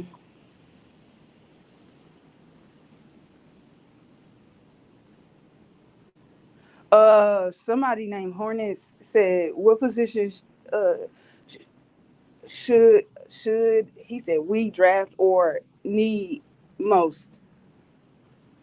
I agree with Zach Eddie, but my thing is, like somebody said, Zach is a player from the past. As they say, he's 15 to 20 years too late, and he don't stretch the floor like you know. So they feel like teams would be wasting a lottery pick. I personally don't feel that way, but I do like Zach. I think Zach can help this team a lot defensively. Of course, we're rebounding, but of course, I know if Mark Williams is ready to go at the beginning of the season, that it's no way you can have him and Mark Williams on the floor at the same time, and things like that. To me, it depends what you do with Bridges as far as what position they need to take. Because I've seen a lot of Hornets fans and people throw out there that Brandon Miller should start at the 2, or Miles at the 3.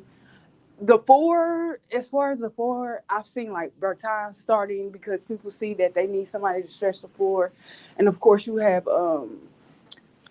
Mark Williams at the 5. I think Bertans is not a starter. I think he's decent off the bench, and whatever. To me, I would feel more comfortable if Brandon Miller was at the 3 than the 2, but it's whatever. We went back and forth on this channel before about it. I can't tell you why I prefer Miller at the 2. I mean, at the 3 over the 2, but like I said, that's a whatever situation. It's whatever you like. I don't want to say laterally he's slow or anything like that because I think that's disrespectful. Obviously, he's very athletic, but to me, I think it's a priority that they draft a stretch four, and the best stretch four in this draft is the guy from Duke. His name is Kyle. I'm not going to pronounce his last name because I don't want to butcher it, but he's the best. Now, I've seen people in, I know Al and, what's his name? Al and Pope was talking about Bruzalis. I think that's how you say his name. Like, I like him, but I personally wouldn't take him over Dalton, the guy from Tennessee, because I feel like if he's actually 6'10", I want to see him rebound a little bit better. Guys are really not that good at defense, but even defend a little bit better. And it's just something about him from a defensive and rebounding standpoint that I feel like is missing. But I'm not mad if they take him. I just feel like that's another guy that can't play the 4 to me. That he's definitely a 3. And I don't mind him coming off the bench. And even though this draft is full of role players, I don't think that's smart for the Hornets to do it, as far as taking Ruzelis. Like, I think they need to take Kyle, a 7-footer that can play well alongside what's the name? Because Ruzelis, I don't even think is a good weak side defender. And neither is Kyle, by the way. But a lot of people was talking about Ryan Holland because they said they needed downhill scoring, and I don't disagree with that either. But outside of his scoring downhill, what about his playmaking? How does it look right now? Because I don't think they need a second ball handler in that lineup. I think Miller can be good at that, but at the same time, like, I'm just not high on Ryan Holland, so I don't think he's a bad player. I just think Charlotte is the wrong team for him. I also really like Cody Williams, but because of past history that the Hornets have shown me, if a guy ain't ready to kind of come off and play immediately, I don't think they should draft guys like Cody Williams just because I don't have faith in their development. I think uh, we got to remember when Brandon Miller came, they said Brandon Miller had mono, he was sick, still and whatever like that. When even I think even when he got drafted by the Hornets and played his little summer leagues and stuff like that, I believe they said he was still recovering, from catching mono and stuff like that. So I believe Cody Williams is ready to come in and play, but I question his offensive his ability as an offensive player. He don't really, to me, stand out defensively on the defensive end. But I like him. I just don't trust Charlotte with him to, get him properly. And we got to remember too, as fans of any sport, but especially basketball, these people are human. So all this, his offense will come along. Some guys never get it, and that's what I'm afraid of for Cody Williams, that he's not gonna develop an offensive game, not like people want him to. So there's that.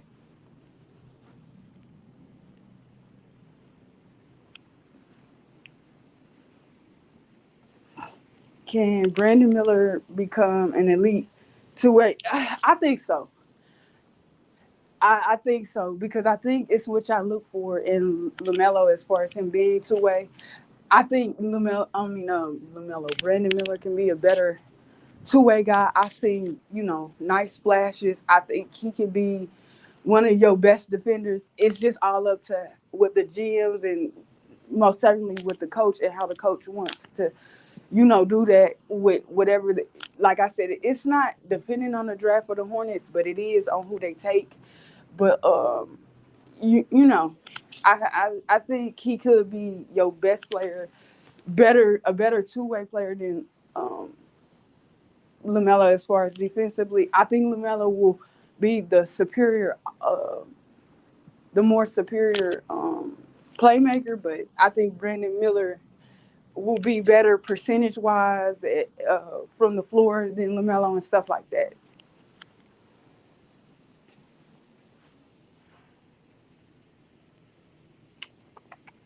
And I think it is taking him a while, Chris, by the way. So I don't think I think as long as Tatum stays consistent from an offensive standpoint, I don't think Brandon Miller, I like him offensively, but we'll have to wait and see. But I don't think he can be better than what's the name? Offensively, Tatum. I don't think so, but we'll see.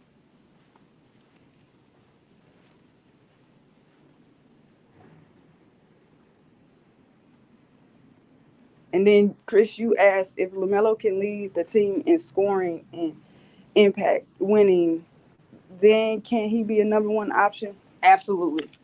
I think he can absolutely be a number one option if he could do those things.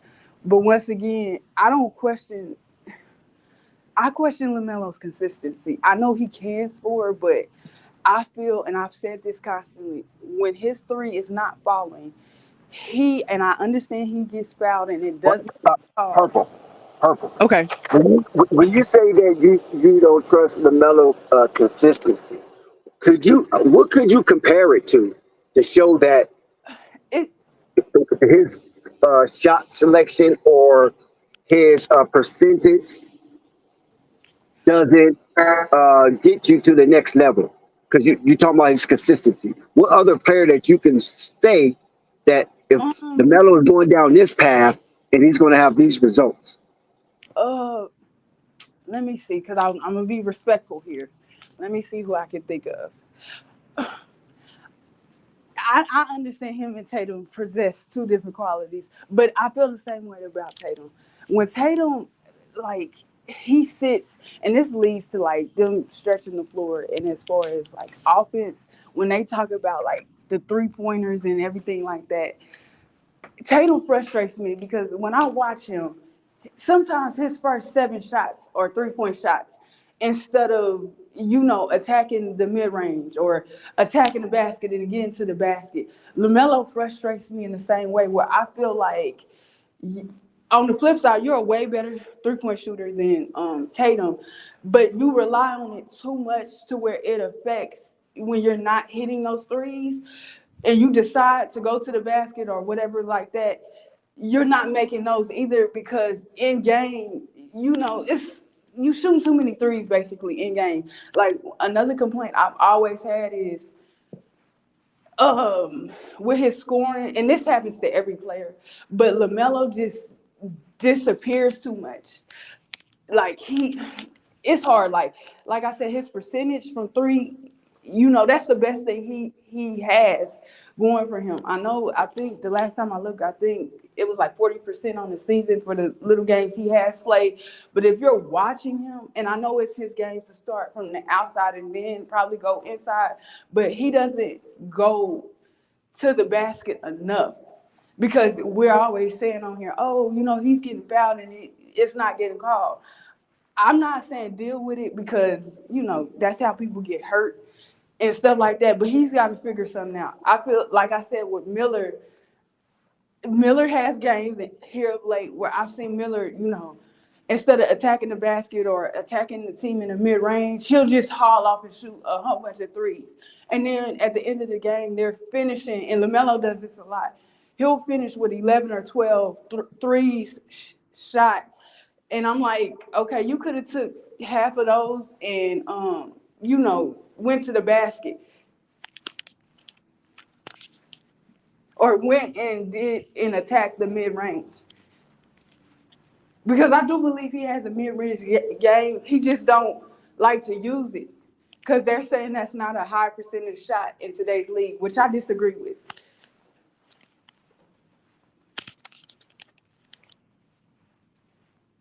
Yeah, Chris, I agree. I want LaMelo to go downhill more. Like like I said, I know he don't want to get hurt, and I also know he's frustrated with the fouls. But I think that's part of the problem. When you're standing on the court for 32 minutes or 34 minutes, and all you put up, like, is 3-point shots. Like, if y'all look at LaMelo's free throws, like, I'm gonna compare him to another teammate of his, Bridges. The way Bridges, gets downhill for dunks or slashes, excuse me, not goes downhill, but he slashes and gets to the basket and gets dunks. It makes sense, obviously, because of the player LaMelo is, that he wants to play from the outside in, that Bridges is getting more attempts. But we have to,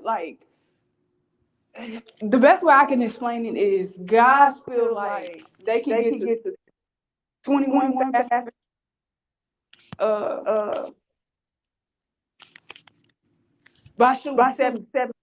That's how they look at it.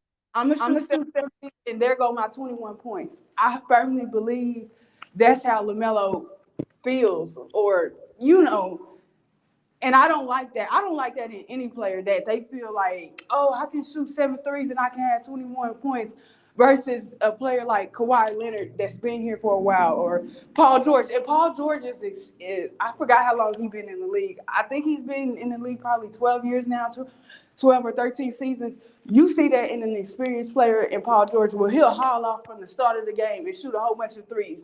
That is not what you're best at. And if you look at the Clippers as a team, like they do okay when it comes to 3-point shooting, but their greatest strength is that they attack the basket and they hit, timely mid-range shots. That's why it confuses me when people say, oh, it's not a high percentage shot to take in the mid-range. And I would think the more you spread the floor, the more space it is to not only just take it to the basket, but, put up a mid-range shot. When you look at Butler, it did hinder Miami greatly in last year's playoffs because of his, lack of 3-point shot. But another thing, it wasn't even because of his lack of 3-point shot. It was the lack of Shout out to Cassie. not having another prominent scorer with him. Other than that, a guy like Jimmy Butler, which I really like, is very effective. Tatum, I don't care how many threes he shoots, as long as he attacks the basket at a consistent rate. You look at Giannis. Same thing with him. Giannis is not a good 3-point shooter. Shout out to LeBron. These last couple of years, I'm gonna say 6 or 7 years, LeBron has been I think, average, because I forgot what LeBron's percentage is, an average 3-point shooter. But if you look at LeBron, a lot of his points come from the mid range and at the basket. So that's why I be confused when people be like, "Oh, it's a low percentage shot." LeBron is still doing his thing in large part to him being a better 3-point shooter, but at the same time, getting to his spots within the mid range and at the basket. Same thing with AD. Even though we complain, AD is not a good 3-point shooter. Like that. Kevin Durant, people was talking about that. He's an average 3-point shooter, but he still gets to his spot within the mid range and the basket. Huh? KD is an average 3-point shooter? I mean, not average, but like he's not where Steph, like where people want people to be. Like everybody wants people to shoot 37% and stuff like that. That from three, and I'm like, everybody can't do that. Like it takes a special kind of talent to do that. So I didn't mean to disrespect KD. I'm just saying the majority of KD's points do not come from him shooting 3-point shots. He's on the move, Oh, okay. I agree with that. Yeah, sorry. Okay. Like I said, I need to go look at his percentage. But I know, like when I did the last time I looked, not for this season, but in past seasons, I was not surprised to see him shoot 34% on the season, 35%. Like I expected that because for the years that I've watched him, you know that I don't know. Yeah. You know. Yeah. No. I get where you're coming from. Typically, and but okay, who is this? Who has said that the mid range shot is inefficient? Huh? Who is the ones that say that the mid range shot is the least This effective shot? in general, like I scroll past almost every podcast there is, whether it's I ain't really heard the pros say it, so I'm not gonna say they haven't said it, but these people that do YouTube and stuff, people like Legend and Winning, respectively, say it's not an efficient shot to take, and I think that's wild. Like that's wild. Now, do you I don't want to put. Do Okay. you think he's saying that the mid range shot is Yeah, inefficient, that or long because twos, like is inefficient? you Because said long long. twos and mid range is two different things. Yeah. Well, maybe I'm thinking about long twos It then. has to be long twos. Long twos Like near is the that 3-point that that line. is factually correct. It is the most inefficient shot, especially when you take into account the fact that majority of times that you're taking long twos, you're literally one step backwards to just shooting a three. Okay. Okay. So So that's just factually correct. And then you add that to the fact that, to be quite honest with you, the mid range shot is like a lost art in today's game. I would say there's only about 15 players that I can count on my hands that I feel comfortable taking mid-range shots on a regularity, and right. me thinking that our offense can survive with them. That would be Jokic, KD, Kyrie Irving, Devin Booker, Yeah. Stephen Curry, um, DeMar DeRozan. Yep. No, not even DeMar DeRozan. No, not even DeMar What DeRozan. I'll take that back. Um, Kawhi Leonard? Kawhi Leonard, yes, Kawhi Leonard. Paul George to a certain degree. Like there's certain players that they take a decent amount of volume, but all of those players that I named, you want to know what's funny? All of those players I named, they take 4 or more threes as well. So it's a decent dosage of mid range. They go hand in hand. You have to Right. shoot mid ranges along with threes. Some of the best offenses in the league: Sacramento Kings, the Denver Nuggets, even the Milwaukee Bucks this year. Right. The common thing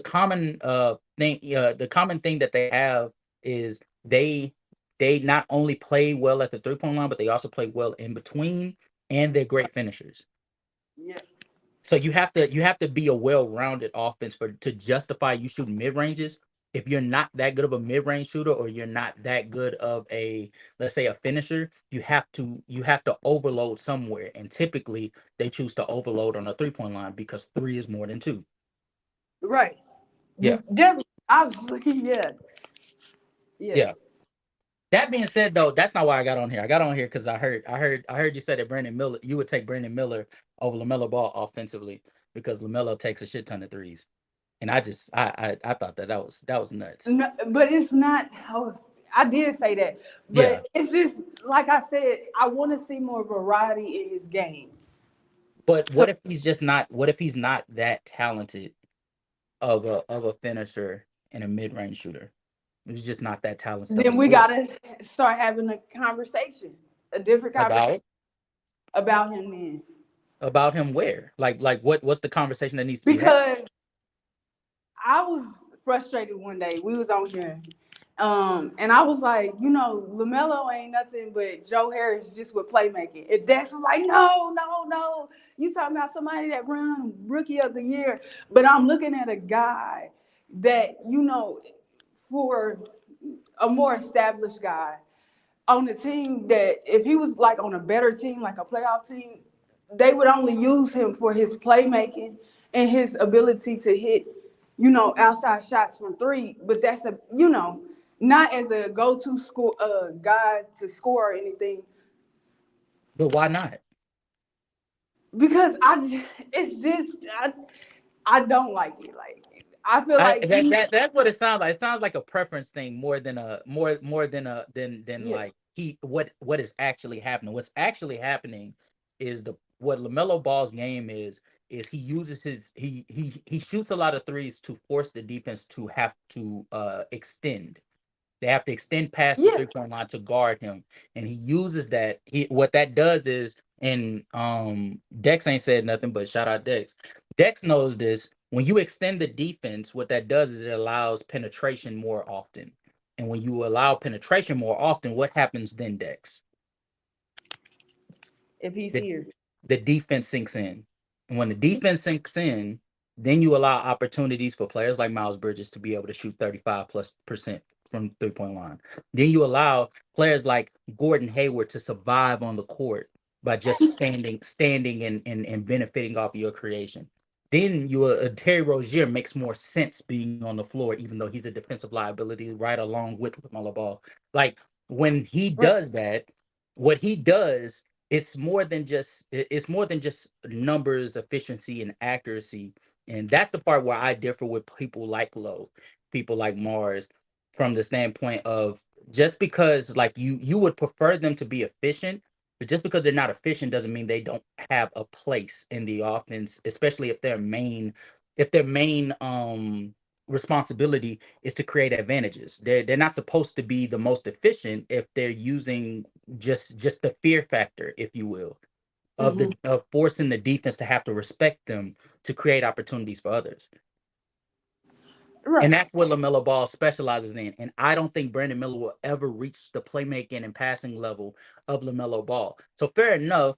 This season, towards the back end of the season, Brandon Miller has been fantastic as far as his scoring, his efficiency, his accuracy, and dare I say, he does look like he can be more versatile scoring wise than LaMelo Ball.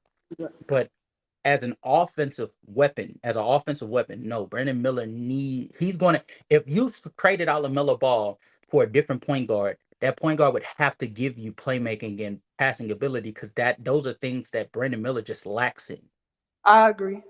And I so and so that's why they make sense. Now, the problem that they're gonna arrive, which is a good problem, is LaMelo Ball is a volume scorer, and so Brandon Miller also looks to be a volume scorer. And so mm-hmm. you're going to have to figure out a way to make that offense hum a little more fluid with both of them on the floor. Mm-hmm. But that's the like Westbrook and KD dealt with that issue, and they worked out. Stephen Yes. Curry and KD dealt with that issue, and they worked out. Like you can figure out a way to have two volume scorers on the floor. Why you have to mention Y'all answer some of them questions in the chat. what about Dre? How you gonna be disrespectful like that? Y'all know, come on, man. You Casual. talking about Drake? Stephen Dre and Oh Clay. yeah, okay, buddy. All right, buddy. Okay, I see what we're doing here.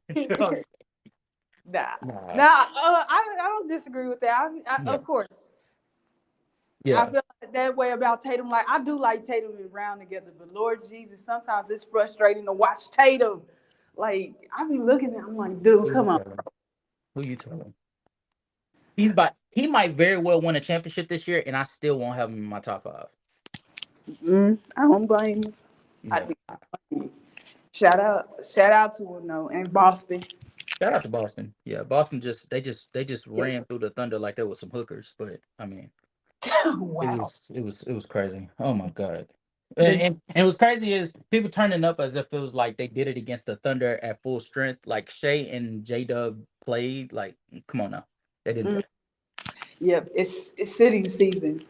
But do you disagree what I said about LeBron? Like, I feel like it's been longer than 7 seasons because I know they said something about when he went back to Cleveland, and I'm not trying to think back as far as his 3-point percentage going up. But I think I think LeBron is prior, an average. Yeah, I'd agree that LeBron is an average 3-point shooter. Although I will say that a lot of LeBron's 3-point percentage is played off of the fact that the defense is like essentially giving away, like they're giving him that 3-point shot yeah, more often than not because they prefer for him to be a shooter rather than a slasher.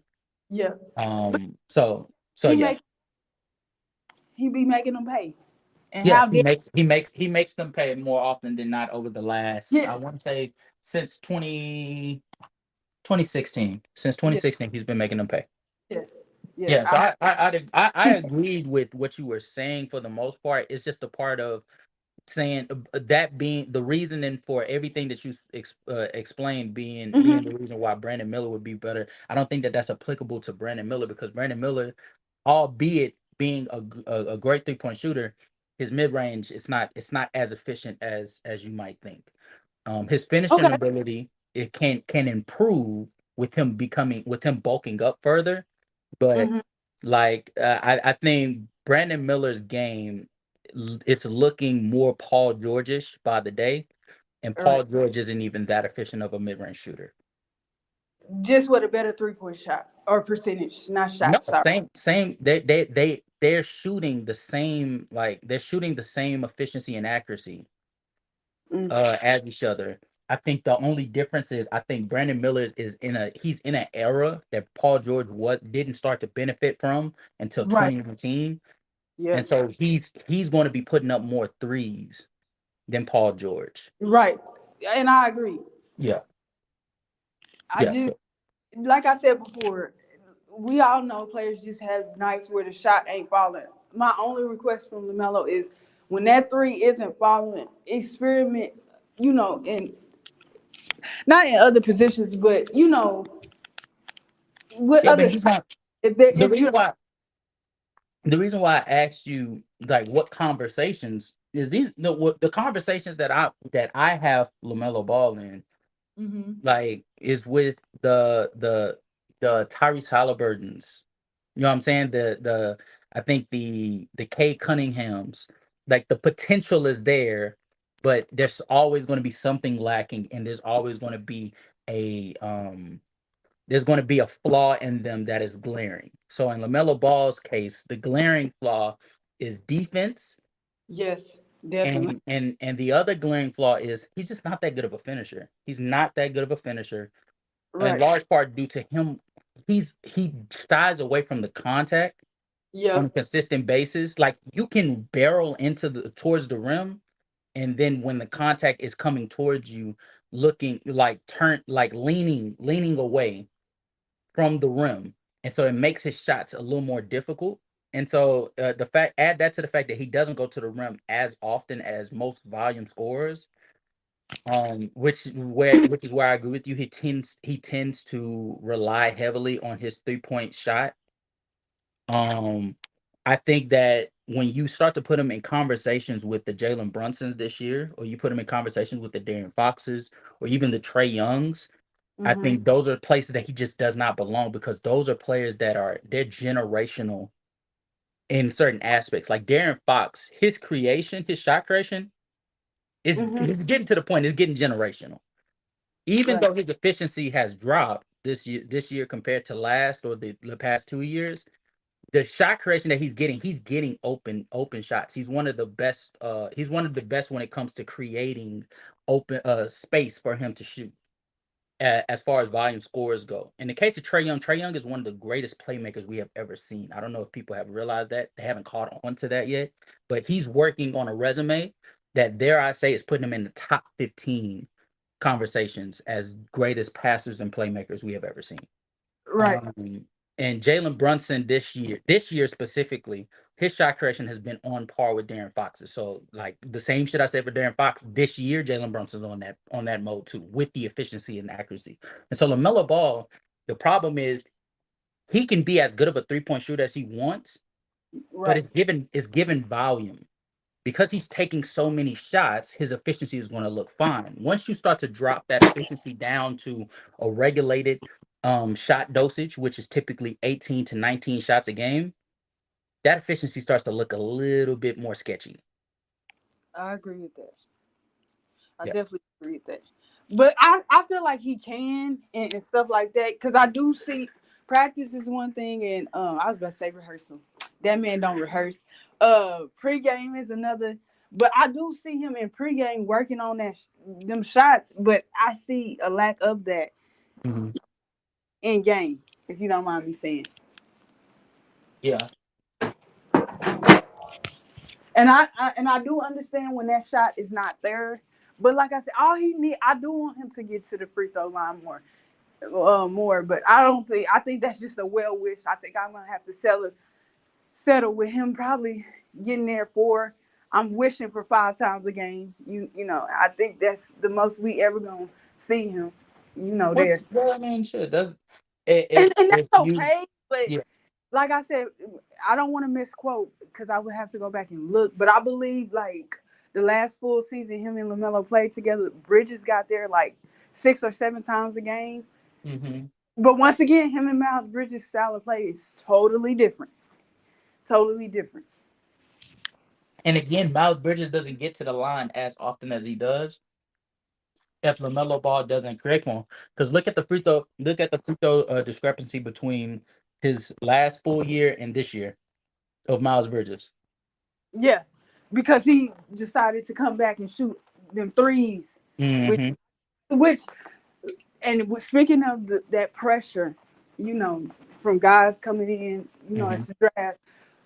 Like Bridges, like it was the right approach, but it was the wrong approach. I think he should have started out slowly with 5 attempts per game, as that's not your strong suit. And the last time you played, you shot I think below average because I think it was like 35%, 30, 30, 35%. 33 the last full season he played. He shot 33% on 6 attempts. Okay, yeah. I was giving him some extra bump. So yeah, but No, but this year he's shooting 35 on 7 attempts. so So do you want him it's to not stay at 7 or say what it again. what you thinking? Say it again. Do you want him to stay at 7 or like what are you Oh, thinking? absolutely not. But I Absolutely. absolutely not. But I think I'm attributing the attempts to the fact that he doesn't have his lead playmaker. He doesn't have Okay. his Batman. So like I did hear and I did agree with you when we were talking about one game when we was on here and he shot absolutely god awful from 3 that you said about 5 attempts. So with a playmaker or somebody like LaMelo, it would be 5 attempts a game or below that.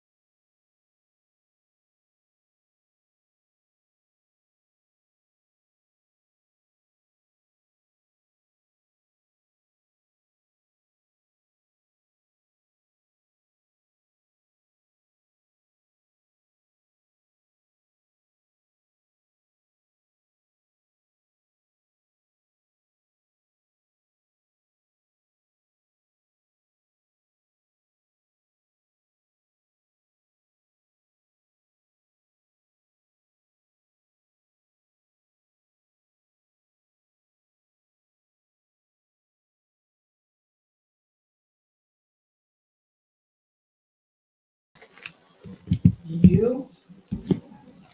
I'm surprised.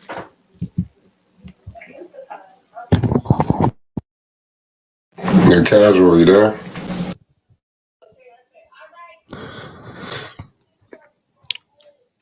Salute to everybody in the chat, man. Shout out to all y'all that's pulling up with me tonight, man. Shout out Chris, all y'all in here. Shout out Purple Dex. Can any of y'all hear me?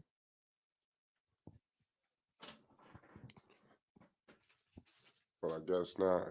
Let me know. Let me know if y'all can hear me out there. If I'm good out there in the airways. But I see everybody. We still coming off the heels of this Melo situation. Shout out everybody that pulled up on the panel tonight. That spread the good graces out here. There's a lot of things to discuss involving Lamelo and these Charlotte Hornets. They'll be back in no time. Just hold your horses. If not, Melo is going to be up out of there, point blank, period. It might be about that time. So this could be the last gasp effort. So only time can tell. But we're gonna pull back up tomorrow for an epic show. Because like I said, I shout out Casual. I can't really hear anybody out there. So salute to all y'all in the building, man. Appreciate everybody that pulled up on the panel tonight. It's Flight Sports TV. You already know. Flight Sports TV, man. That's my dude. I rolls with him. You heard what the man said. It's Flight Sports TV.